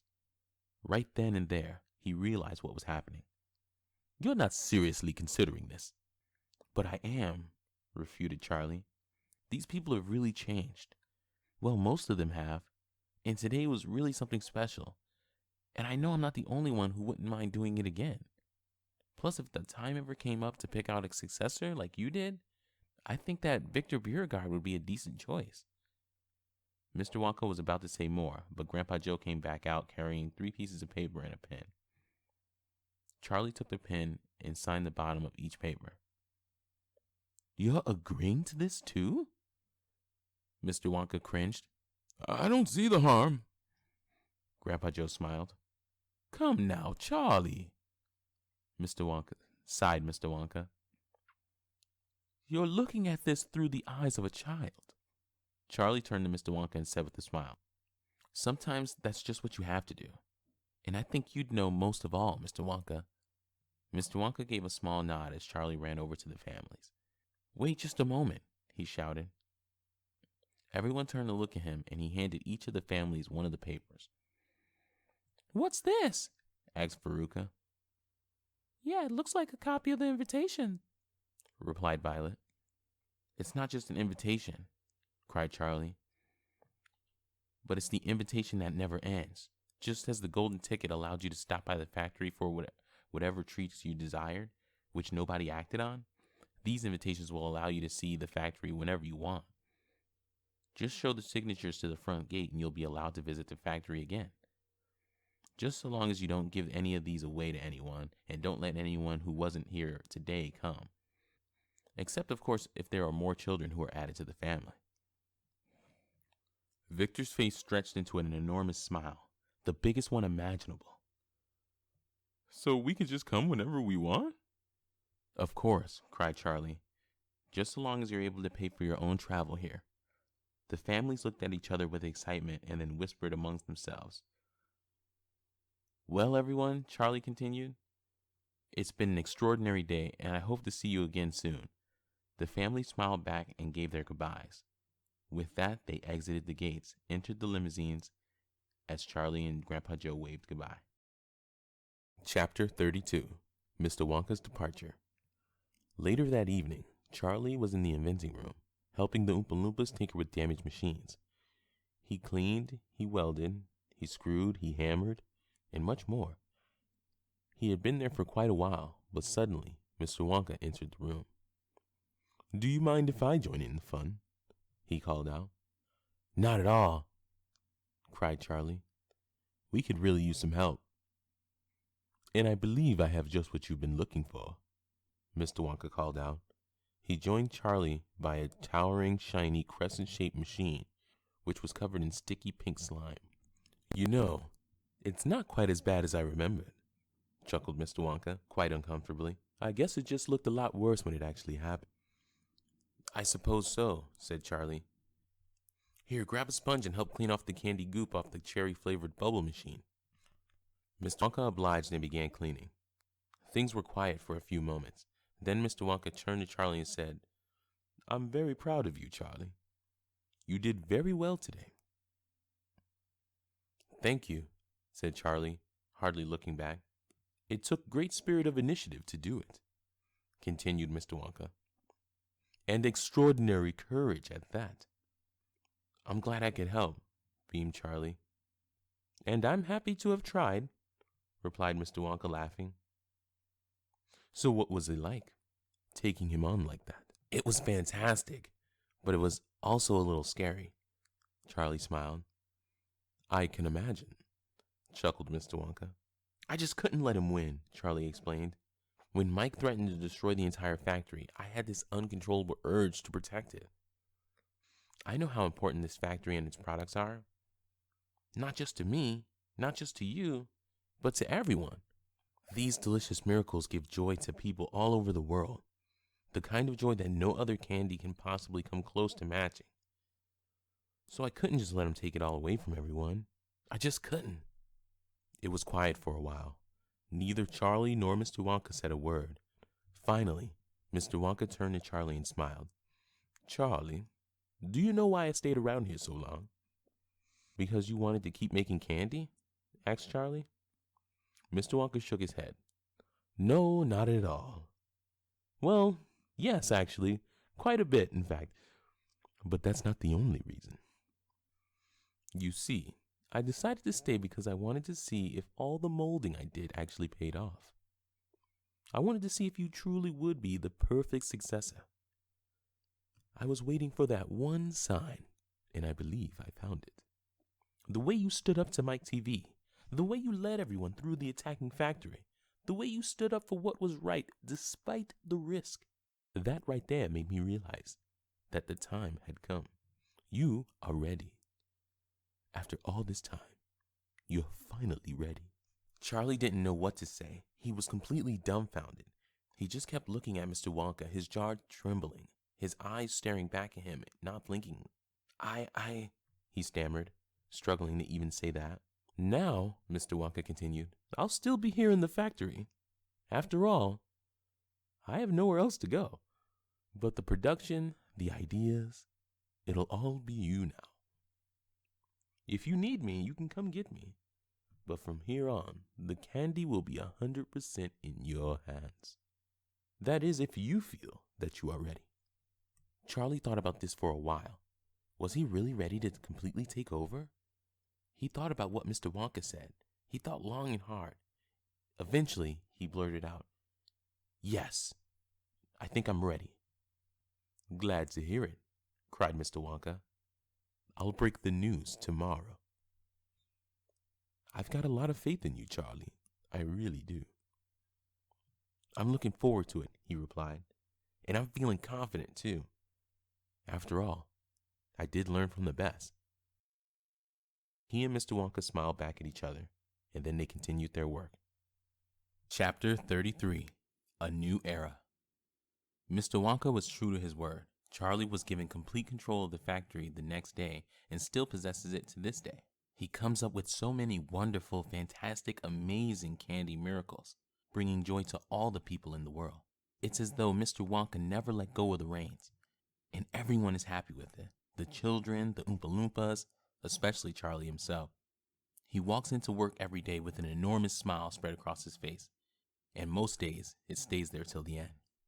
Charlie also keeps in contact with the Beauregards, the Simons, and the Gloops, although there are occasional periods where he hears absolutely nothing from them for a while.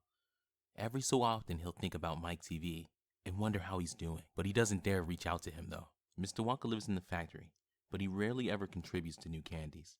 He spends most of his time in the bucket shack with Mr. Bucket, Mrs. Bucket, and Grandpa Joe. Lately they have been spending many of their afternoons debating whether or not Charlie will marry. Yes, everything turned out fine in the end.